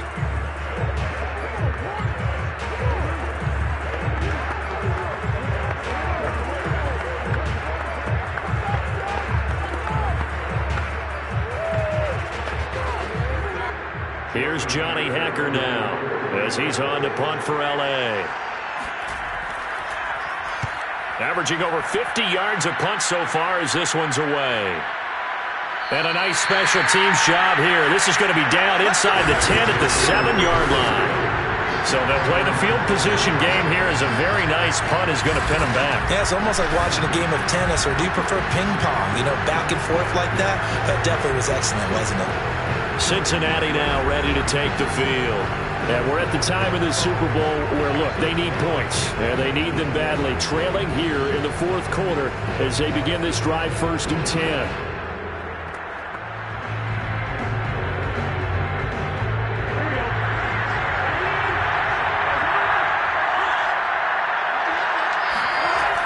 Mixon gets the nod to start the drive. And he's going to get this from the 6 out to the 12. A pickup of 6 as they double their workspace. Well, I think after that run, the defense is getting back in the huddle and looking at each other and maybe starting to question their confidence a bit. They gave up a significant run, 6 yards, and now you're saying to yourself, how do we stop them, and do I have enough confidence to make a play? On 2nd down and 4, Burrow. Throw left side, complete to Chase. Tell you what, he's been able to put the ball in some tight spots all game long. That throw, no different. Yeah, a lot of people would call it a gutsy type of a throw. I think he looks at it as, I can do it, so it's not that big of a deal to me, and I'm going to keep firing.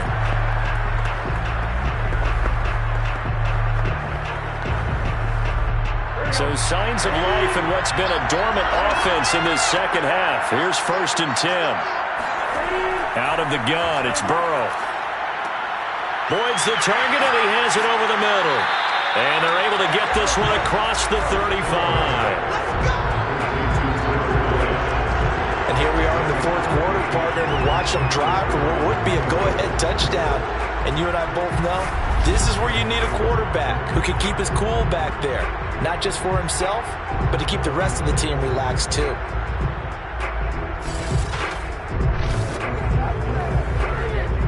So from the 36 now, 1st and 10.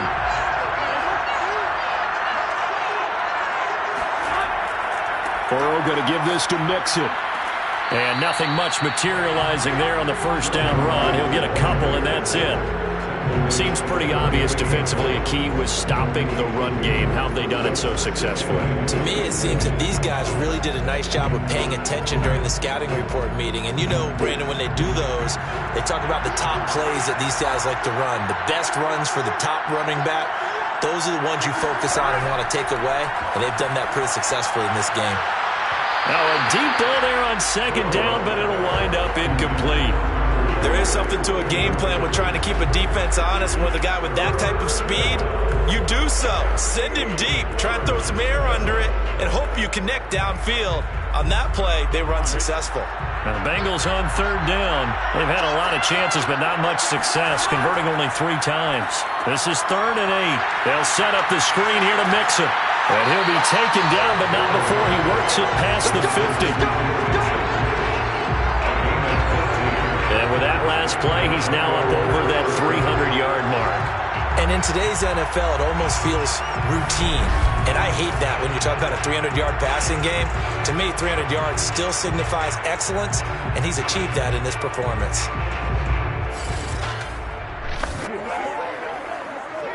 So from Rams territory now, it's 1st and 10 at the 47. Burrow looking to pass. And the Rams got it. They bring him down. It'll be a loss of 7 on the sack, and it brings up 2nd. Defensively on the previous play, they gave up a pretty good chunk of yardage, but right there, they got a good portion of it right back. And if we just flip it around from the offensive perspective, took a nice step forward, and how about a couple of leaps backwards after that play? They've got to figure out a big call coming up here to try and gain that yardage back. Pass protection has been a problem all night long as they come up facing 2nd and a bundle. Another try after the 1st down sack. Burrow. Open man is Uzomah.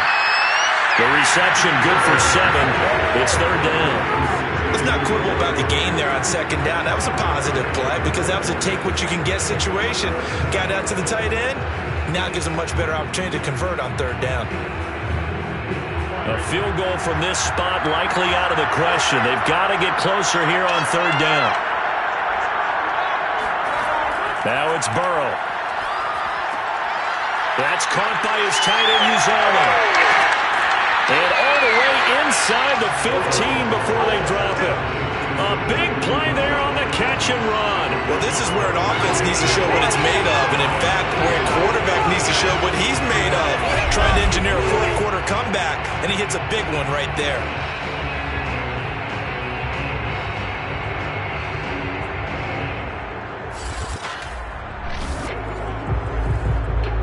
So how about this for field position after the big play? Inside the 15 now as they come up on 1st and 10. From the red zone now, they'll look to throw. Throwing the out route incomplete. It's Boyd.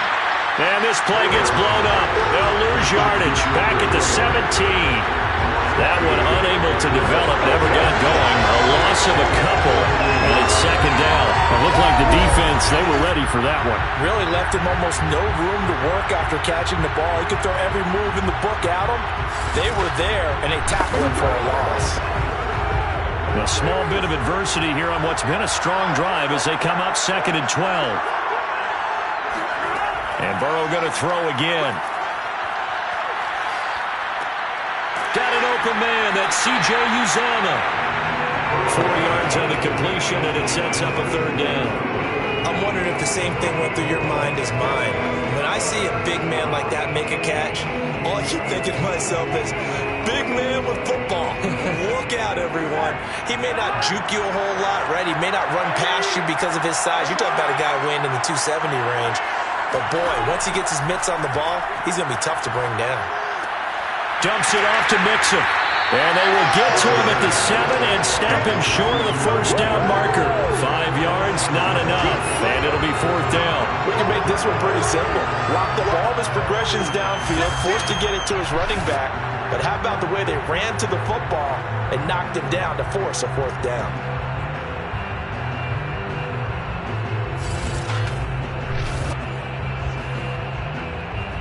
So on 4th down, out trots the kicker in a big spot here from the right hash, and this one just a chipping. McPherson's kick is good. And in the 4th quarter, this game is tied. Well, you talk about clutch. That one was right down Broadway, and this game's all even here in the 4th. Yeah, he didn't leave any doubt, did he? Good snap, good hold, dead center. Almost like a big-time golfer in a major, firing at a pin from the fairway, trying to win the tournament going down the stretch.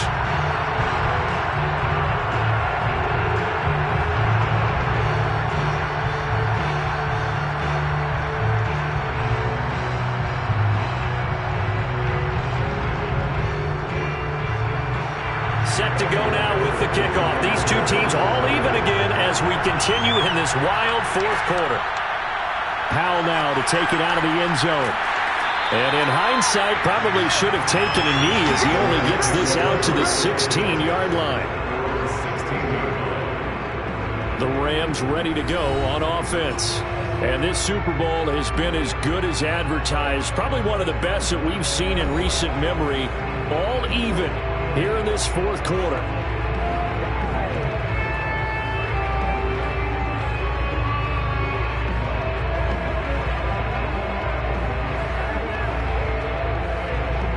So the ball down to the 16 here for 1st and 10.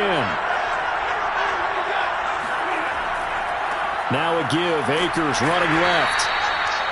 Just a yard on the pickup there, and it'll bring up a 2nd and 9. I know that speed is the hallmark of today's NFL game, but the key to good rushing defense is still having your linebackers set the edge.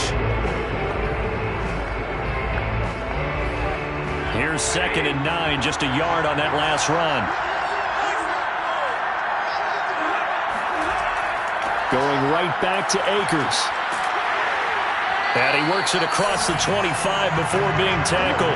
83 yards on the ground for him now as he has gotten better, really, as the night's going on. Oh, that's one to warm the hearts of all those old school football players, isn't it? Tough, hard, gritty run, got behind his pads, bowled over a few people. Look at that one, right up the gut. So up through 3 quarters, no reason to lighten up now.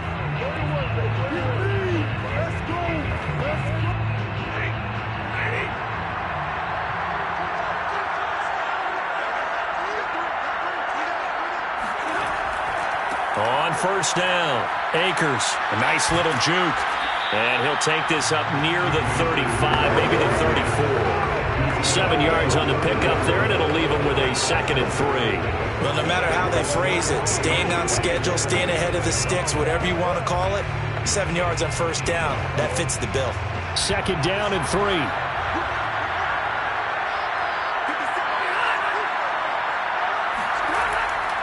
On the give, this is Akers. And he went nowhere. Well, he went backwards, back to the 33. It'll go down as a 2-yard loss, and it brings up a 3rd down. That was well played there defensively. 2 tight ends in the formation, which essentially gave them 7 blockers up front. Hard to imagine with all that size and beef that they could let a tackler through. But that's exactly what happened. A loss resulted.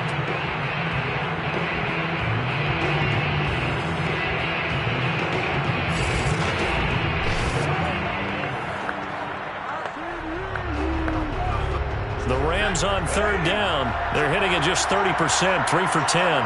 This will be 3rd and 5. Stafford gets this into the hands of the tight end, Higbee.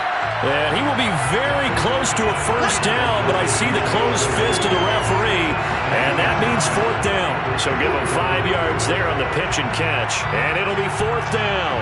I thought maybe when he caught it, he'd have a good chance of getting that first down, but that's a nice job of holding him up and preventing him from getting to the sticks.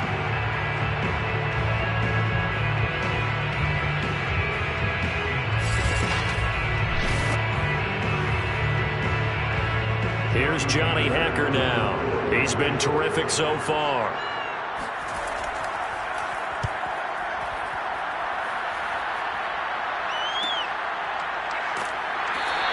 It's a 42-yard punt. They keep him to just a yard on the return. And out will come the offense as they take over. Cincinnati's offense coming back here onto the field. Excellent job by their defense to force the punt and provide them with this opportunity, all tied in the 4th quarter.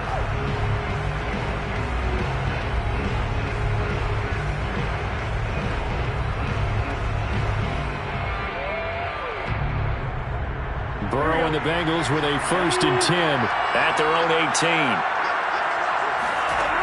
They'll try and start this drive in the air. That is caught. It's Uzomah. And he'll be taken down, but not before they work it across midfield. A big play that time through the air. 36 yards.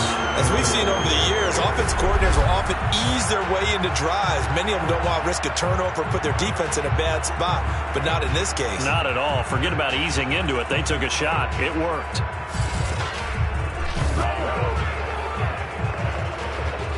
So the line of scrimmage moves all the way across the 50 now as they come up 1st and 10. From the gun, a give to Mixon. Just a yard on the first down carry, so it's 2nd and 9. And the trend continues here in the 4th like it was in the 1st, 2nd, and 3rd. He's had nowhere to run. And you're probably thinking to yourself, why do they keep feeding him the football?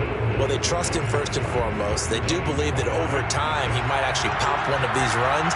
The bottom line is he takes care of the ball well for them, so they'll keep handing it to him. On 2nd and 9, Burrow. He finds his running back, Mixon. Give him a gain of 5 on the completion, and that's going to lead to a 3rd down.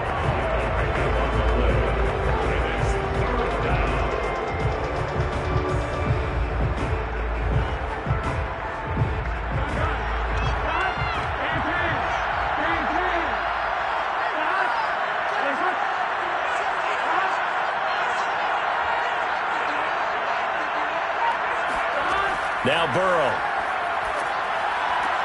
He gets this one to Boyd. And he gets it down a yard or 2 shy of the 30 before he's out of bounds. Would it be safe to say that as precise as routes are supposed to be run in the NFL, maybe they're not quite as precise in college ball? That's accurate, yeah.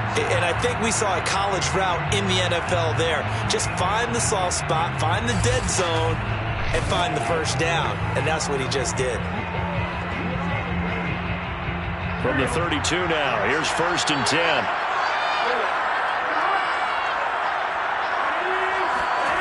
Burrow will throw. That's caught one more time by Boyd. And all the way in for a Cincinnati score. Tyler Boyd, 32 yards. And the Bengals have broken our tie as they take the lead. And on that one, able to catch it, also able to have the wherewithal to take it in for the score. And how about the phases of a successful catch and a completion of a play? Look the ball in, secure the catch, and then, of course, the run after the catch that ends up in the end zone. McPherson on for the extra point. And they will take a 7-point lead now. So that drive spanned 5 plays, and it's finished off with a Cincinnati touchdown.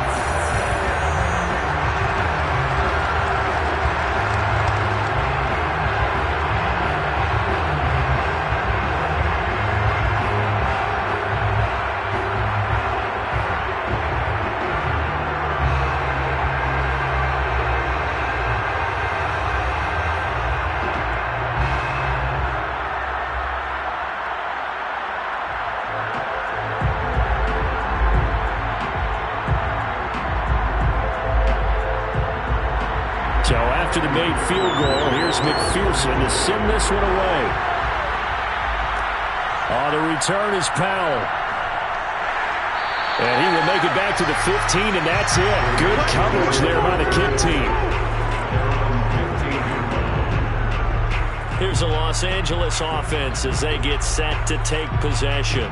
And it's quickly becoming now or never time in the Super Bowl, trailing by 7 here in the 4th. A pivotal moment in this football game.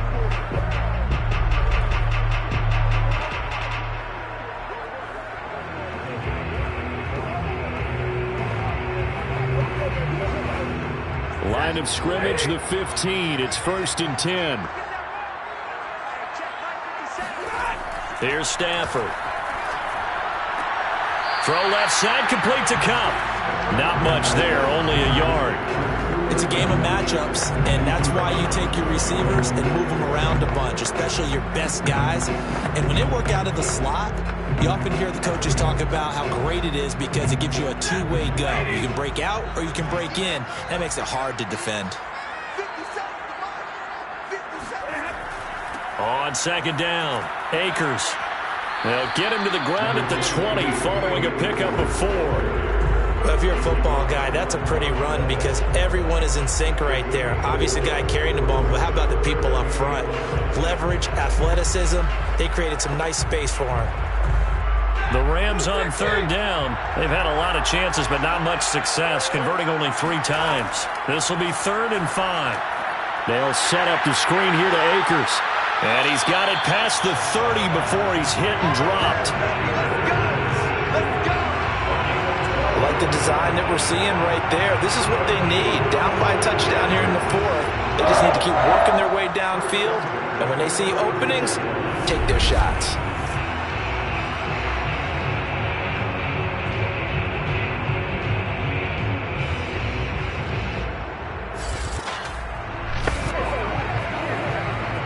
From the 32 now, here's 1st and 10.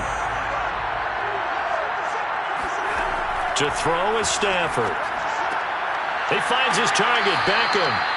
And they'll get it up just short of the 45 at the 44. 12 yards on back-to-back plays there, and that's another 1st down. When the hitch route is run really well, that jab step off the line of scrimmage by the receiver, which is designed to back up the defender and give him a little bit of space, all you want there. Get that space, catch the football, and then make a move and pick up extra yardage. And that's exactly what he got done there. Stafford on 1st down. That's into the hands of Akers, complete. And he goes out of bounds. It looks like right at the 50. He's been a busy man here in this one, and they're showing off some nice footwork to stay in bounds. And with those types of catches and the volume that we've seen in this game, wouldn't you keep him busy as well? I would. Of course. You got to keep throwing it to him. He keeps making plays. From the 50, Stafford. And it's incomplete. Well, if you're going to give out a little applause on that play, it has to go to the defense. More good work by them. They've taken away the passing lanes all game long, and you can see the frustration that it's causing because he just about threw that one into the first row. This a big play for both sides. What will we see here? 3rd and 4. Stafford looks to throw again. Got an open man finding Jefferson. And he's got another first down as the tackle's going to be made at the Bengals 40.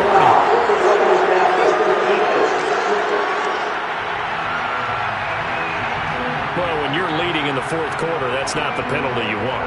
Not at all. Now your discipline comes into question. Having poise this stage of the game, you can't have those kind of plays. Maybe a critical mistake at this juncture is now they've got a 1st and 10. Stafford. Under pressure, and down he goes. They sack him back at the 36. Sam Hubbard making his presence felt in the backfield.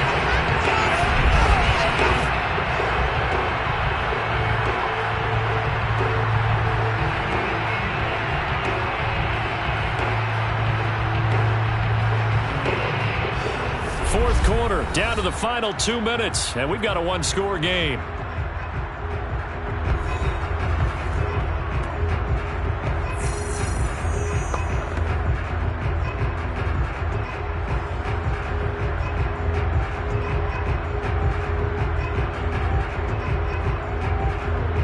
So it's Rams football here as we get you reset. They come up on a 2nd down now in a game that looks like it's going to go down to the wire. Meanwhile, Stafford's throw pulled in by Jefferson. They get 14 back, but it leads now to a 3rd down. Boy, how do you let a guy get that wide open in the 2-minute drill? There's absolutely no way that that's coached or taught. That's an absolute complete breakdown on that play. They'll get to the line here, but remember, it's also 3rd down. Stafford.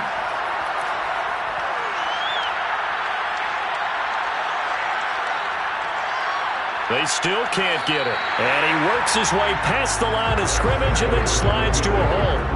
He'll wind up getting 4 yards there on his own, but it also brings up 4th down. I liked his effort there. He got it done on his own. But let's face it, he puts defenses in a really stressful spot when he takes off and runs because a lot of guys have coverage responsibilities. Good job of rallying, though, because I thought when he first took off, he might pick up the 1st down. Now they go for it on 4th, but this one is going to wind up incomplete. They had to go for it with such little time remaining, and that may write a finish to this Super Bowl. So a tough pill to swallow there. A would-be touchdown pass in and out of his hands on 4th. Sometimes it just comes down to execution, doesn't it? Because we're always questioning, should they go for it, should they not? Is it the right play call, is it not? In this situation, everything was right except for the finish. You have to catch the ball and convert. So from inside the 20, here's 1st and 10 at the 18.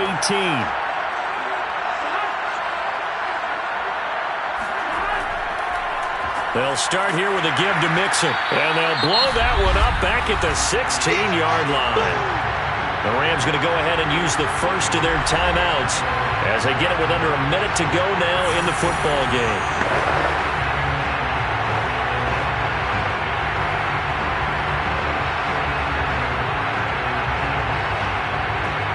First play of the drive goes the wrong way. Here's 2nd and 12. Again, it's Mixon. And a nice run to get this up over the 20-yard line.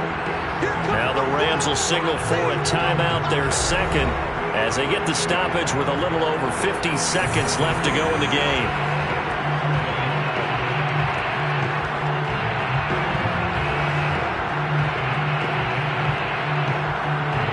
A couple of extra defensive backs in the ball game here on 3rd and 6. Here we go with Burrow. Oh, he'll let one go deep for Higgins. And unable to connect. Incomplete. I'll give them credit. They took their shot, but it's going to bring up 4th down. I remember a coach telling me a long time ago the difference between playing corner and safety in the NFL. Corner is like the Autobahn. Everybody just flying by, and these corners have been really busy in this game, although they got it done on the last play. On the last play, yes, but there have been some good numbers put up against them offensively.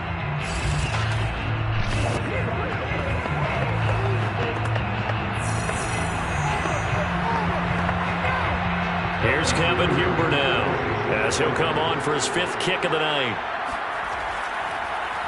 And he deserves a bronze leg as he gets this one away. Here's Powell on the return. 35 yards that time on the punt. So Matthew Stafford in the offense. Down by 7. 37 seconds to go. And they have to have a touchdown to level this Super Bowl as they come up on first down.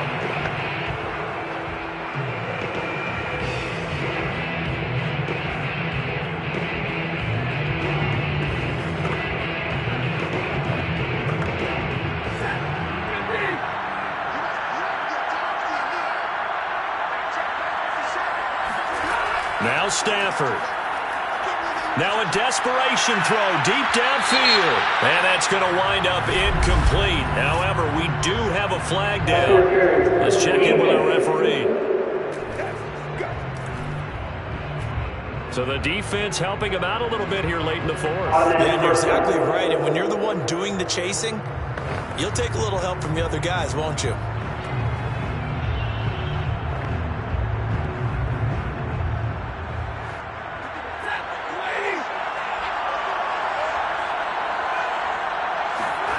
Stafford now to throw.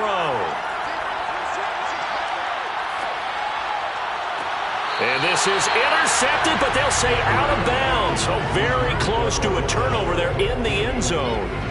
So he's unable to complete it there, and just not the game that you would expect from him. He's been off the mark really start to finish. Yeah, it makes you wonder what exactly is going on. Is he a little bit dinged up here, or is he just off just by a bit? Maybe he can get it back in this situation. He'll need to.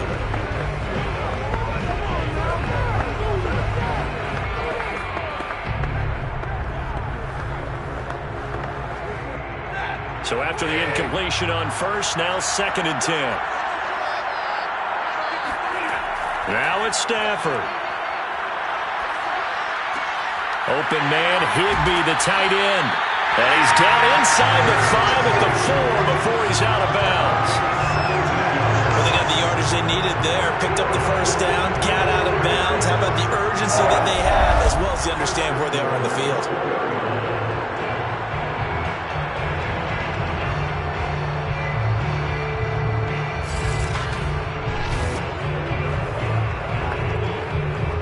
Looming decision to make on the conversion, down 7, but first things first, they need to score as they come up on 1st and goal. They'll look to throw.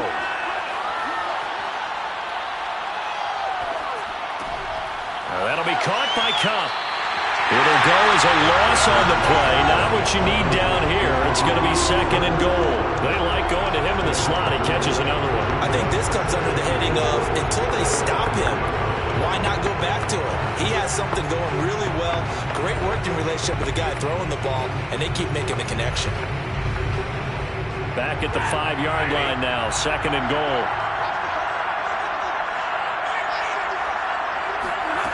Back to throw. And this ball is caught. It's a touchdown. And now in the final seconds, they're a PAT away from likely getting this thing to overtime. If that touchdown means a decision has to be made. Do they kick the PAT and tie it up, or do they go for 2 and try and win it right now?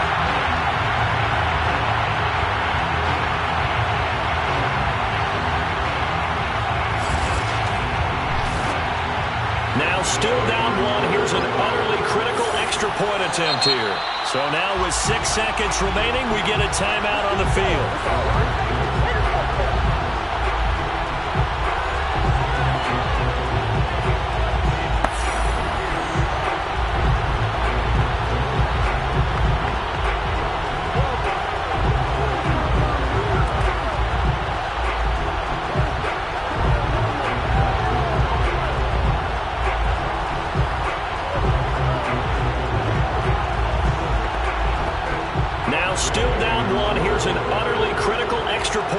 attempt here.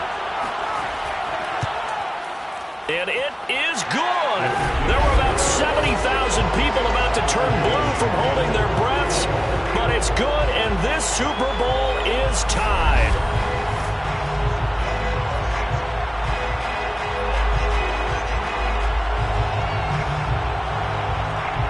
Just a 4-play drive that time. And the touchdown capped off by the PAT, and that means that we are likely heading to overtime.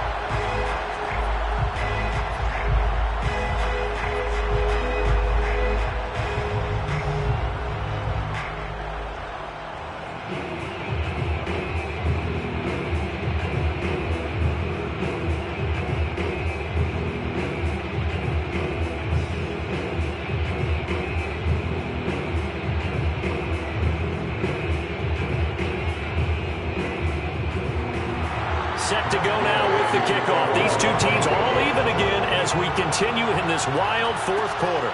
Taking it about the 1. And good coverage there on special teams as they'll get him down shy of the 20.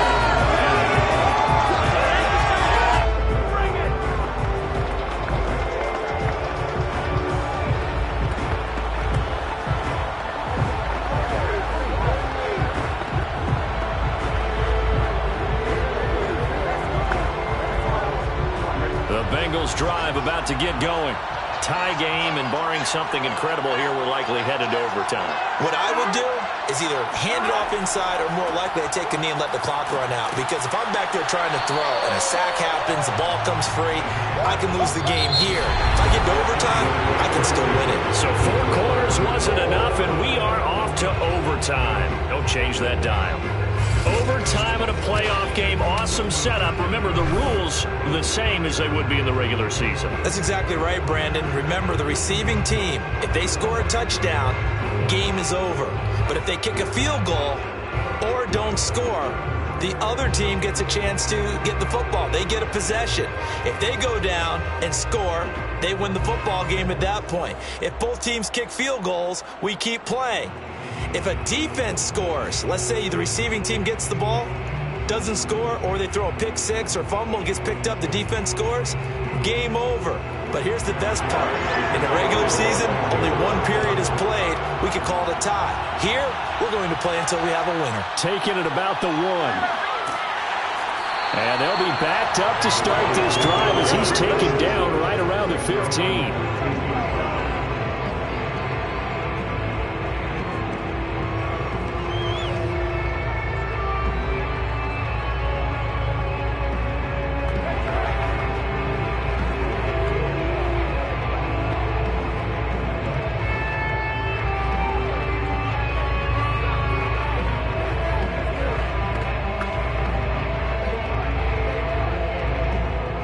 Bengals drive about to get going. They set for their first drive here in overtime, and this is where the crowd can really become a factor. They've had to battle it all day, but I know what you're saying. In overtime, that gets doubled, doesn't it? At least, because now the crowd really wants to be involved and help their team, and that first drive can dictate the whole thing because they know if this team takes it downfield and scores a touchdown, it's game over. And it's been loud in here so far.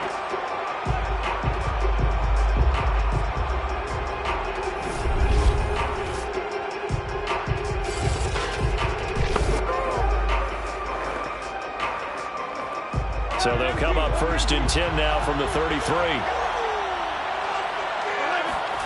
Here's Burrow setting up to throw it. And that is knocked away in the middle of the field and incomplete. Once that ball was popped in the air, you could almost hear the silence, the collective breath being held here in the stadium. Let's be honest about it. We both came out of our chairs, didn't we? All right, anytime you see the ball in the air like that, there is that collective rise, the crowd holding its breath, and boy, oh boy, the moment of truth as it comes down. Man, that was something. Everything magnified here in overtime. To throw on 2nd and 10. Burrow got an open man. That's C.J. Uzomah. That'll leave them with a 3rd and 2 coming up. They got 8 yards there. That's a staple of this offense. Drag route to the tight end. Yeah, he was unable to use his size to break off much more yardage after the catch, but still an effective gain nonetheless. Hoping to keep this OT drive alive. Now they face a 3rd and 2. Burrow looking to pass. That's caught by his tight end, Uzoma. Oh, he's got a little daylight. And he will finally be taken out of bounds. A huge play there in overtime. They picked up a 1st down and a whole lot more. Forget about just looking for the sticks. They went well beyond the stick. I know they were talking about guarding the sticks on defense. They didn't guard them very well. They got a big-time completion on a 3rd down. That's almost a backbreaker, isn't it? In overtime, every play's importance is magnified. And that one could turn out to be huge. And now they're inside the 10 as he's brought down at the 9. It's a pickup of 4, and it'll bring up 2nd down. And I know you, with every carry, especially in overtime, you're just saying, if you're that ball carrier, hold on to the football. Hold on to it, protect it, but not necessarily settle it, because you're trying to get to the end zone. You're trying to end the game right here. I know the defensive guys poking, clawing, raking, trying to knock the ball free and protect their end zone. Yeah, like you alluded to, especially this part of the field. And the Bengals are going to be set up with a 1st and goal on a pass play that moves them all the way down to the 1. They go back to that. Well, he's had a great game. Defensively, they haven't been able to stop him. Same thing here in overtime. And sometimes that goes to the play caller's ego, because a lot of times you have so many different plays you want to call, but when you spot a matchup that's working for you or a player that has the hot hand, keep giving it to him. That tells me you're mature as a play caller, and it's working for them in overtime. Now a throw to the end zone on 1st down, but it winds up incomplete. When you run in the slant, timing is everything, and against that man coverage, there was no space available, and incompletion as a result. Another shot from the 1 on 2nd and goal.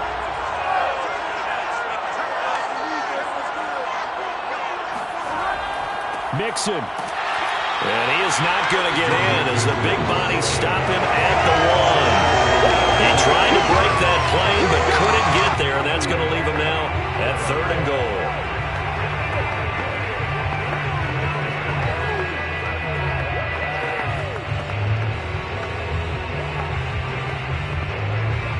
Another chance to maybe end it right here. This is 3rd and goal.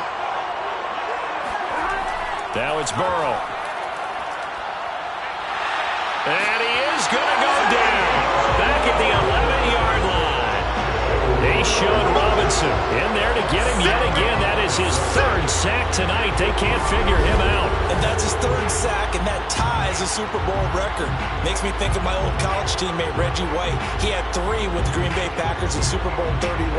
Darnell Dockett of Arizona, Super Bowl 43.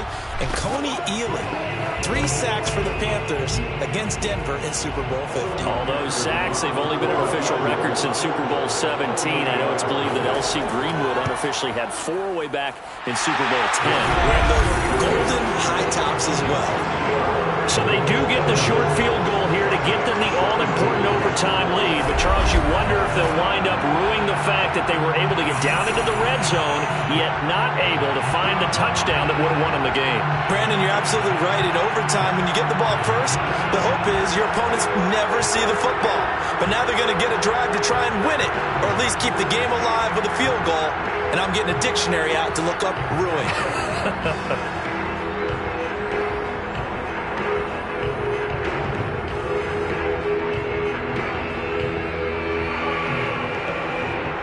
So it's the Rams who are going to get the football first as we are back underway here in overtime.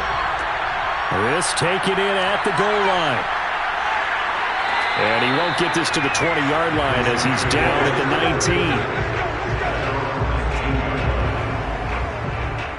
And now out on the field, here comes Los Angeles.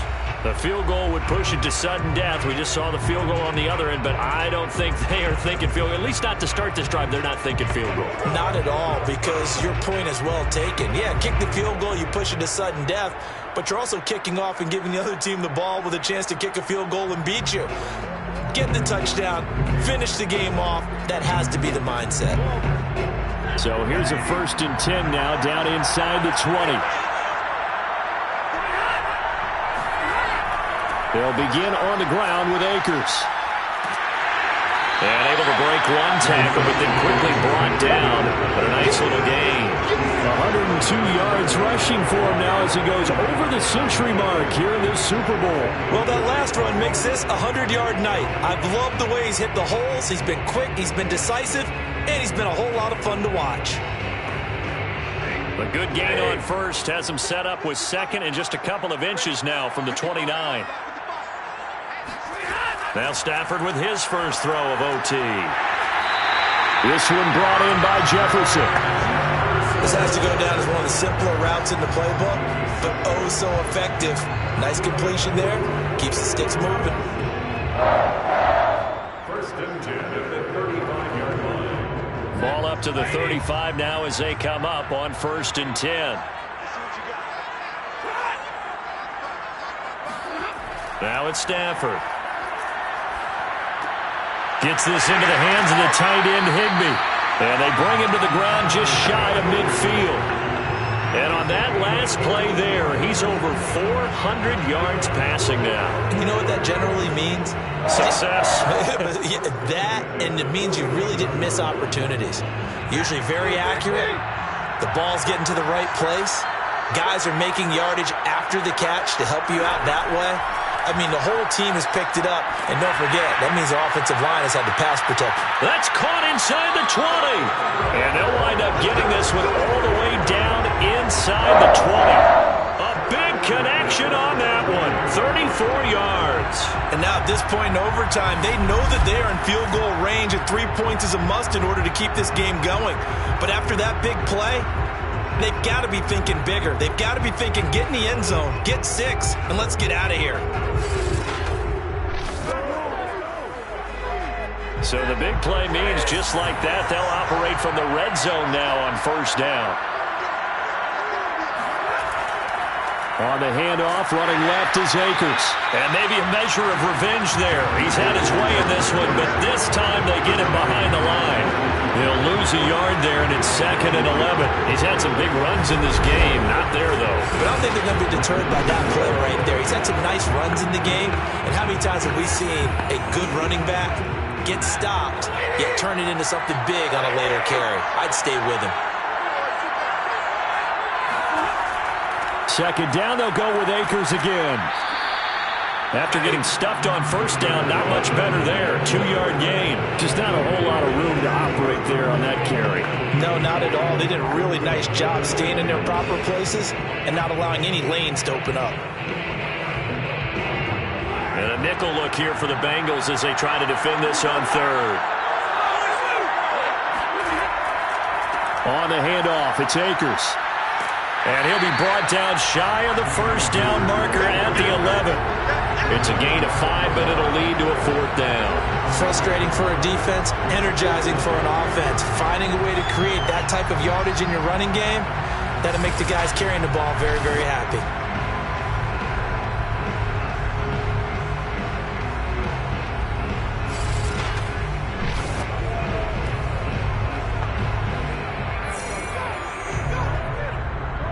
So the field goal unit is on the field as this is a big spot right here. And now the Bengals are going to call another timeout. They'll be left with just one remaining here at OT.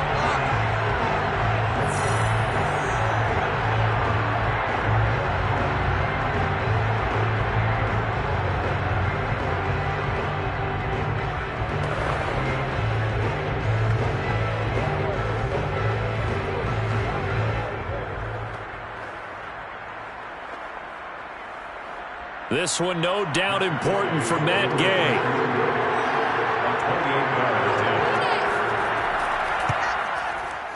And Gay knocks this one through. And we are tied once again here in the overtime session. Both teams swapping field goals on their respective first drives of overtime. So now, you know the drill. It's on to old school sudden death. Yeah, it sounds exciting, doesn't it? Can I be a little bit of Dennis Downer here, though? That drive, able to go that far, yet they had to kick the field goal to keep playing. You would have thought maybe could they punch it in and we can end it? We get more free football. Oh yeah, good point. I'm back upbeat again. Forget the downer stuff.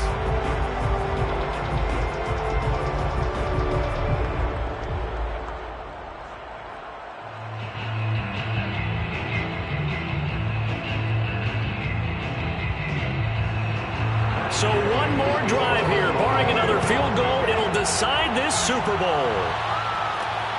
Fielded just outside the goal line. And he'll take it a yard or so past the 20, call it the 21. Cincinnati set to take over once again. The situation is simple. It is sudden death from here on out. We had 2 stops defensively. The next score, whatever it is, wins this game. And I can't wait to see how the defense decides to play this, because knowing that the next point you give up lose the game for you, I expect them to be more aggressive, not just play a normal situational defense, but go after them, attack them a little bit, because otherwise the offense is just trying to find their way to get downfield and kick a field goal. Don't sit back and wait for them to make their plays. I think the defense needs to go after them. Charles Davis says maybe they go aggressive. And he's taken down, but able to slip across the 35.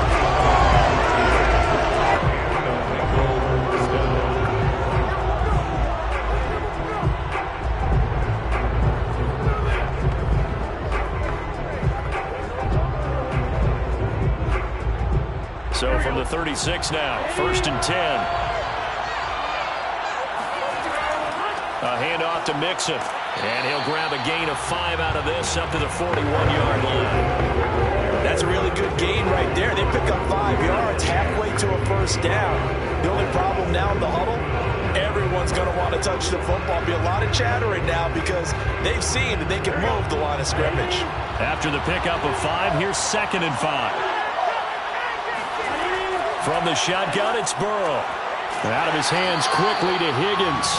And he'll be taken down, but not before he gets into enemy territory. And that's a more than acceptable read right there because it's zone coverage, so timing is everything. This time he waits for his man to come open, puts it right on him, and they pick up a first down. So from Rams territory now, it's 1st and 10 at the 48-yard line. Burrow will throw. Over the middle, that's caught by Chase. A good pickup there. 8 yards on the first down completion. Brings up 2nd and 2 at the 41-yard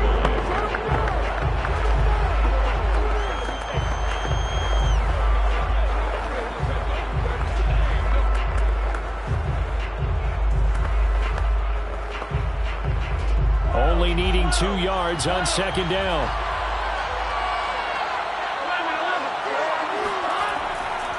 Now Joe Mixon. And here he'll be brought down a little shy of the 35 at the 36. 2nd and 2 is prime time for a little bit of a gamble, isn't it? Open up the playbook, go play action, toss that bad boy deep. But in this situation, go ahead and give it to your back. Let him pick up a first down. Keep the sticks moving.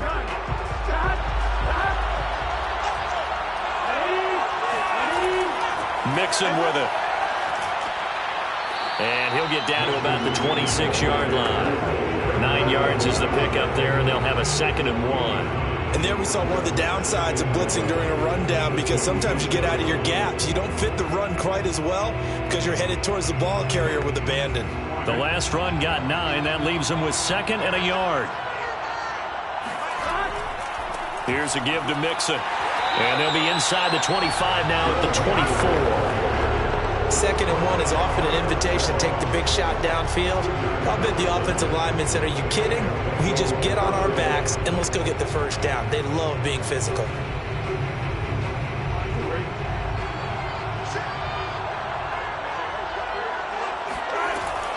Mixon with a first down carry. And he will lose yardage and be backed up to the 24. Officially, it's a 1-yard loss. That's going to bring up 2nd and 11. Sometimes you just sit back and marvel at what he can do defensively. Speed, strength, quickness, he's the whole package. And that package just wrapped up the runner for a loss.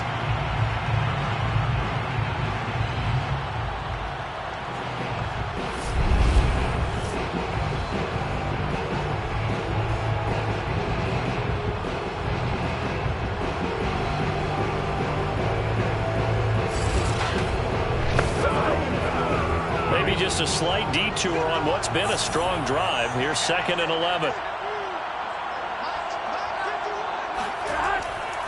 Now it's Mixon running right. And they take him down, losing yardage back at the 27.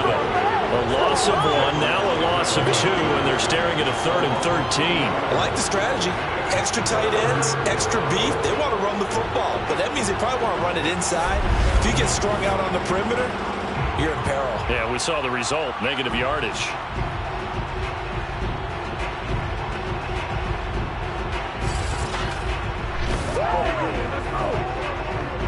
So 1st and 2nd down went in the wrong direction. They'll try to do better here on 3rd and 13.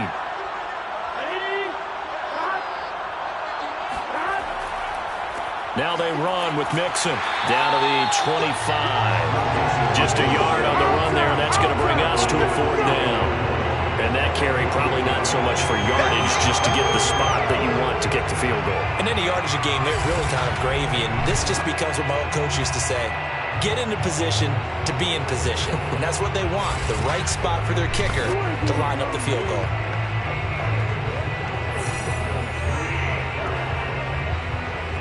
So all eyes now locked on Evan McPherson.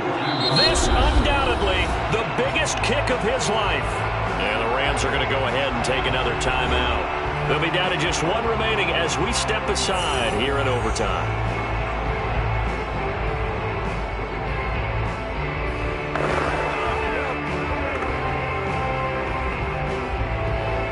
So all eyes now locked on Evan McPherson. This undoubtedly the biggest kick of his life. And his kick is good. The field goal is through the uprights, and they've won the Super Bowl. So it's another field goal here. He may need to ice his leg after this one. That's now 5 field goals converted in this game alone. Yeah, get the trainer. They're going to need this guy. And they've needed every single one of the field goals he's made, too. If they're going to get out of here with a win, I say he gets a game ball. Bengal Nation rejoice. Cincinnati has given you the Super Bowl title. And their remarkable season ends in the most remarkable of ways. They get to put next to their name, Super Bowl champion. And they can't ever take that away, can they? Nope. That lasts forever. So good to see the emotion when it's all said and done. You see the hugs, you see the guys sharing, the collective happiness. Makes me want to carry you around a little bit on my shoulders to celebrate the triumph. And congratulations to them, a fantastic season.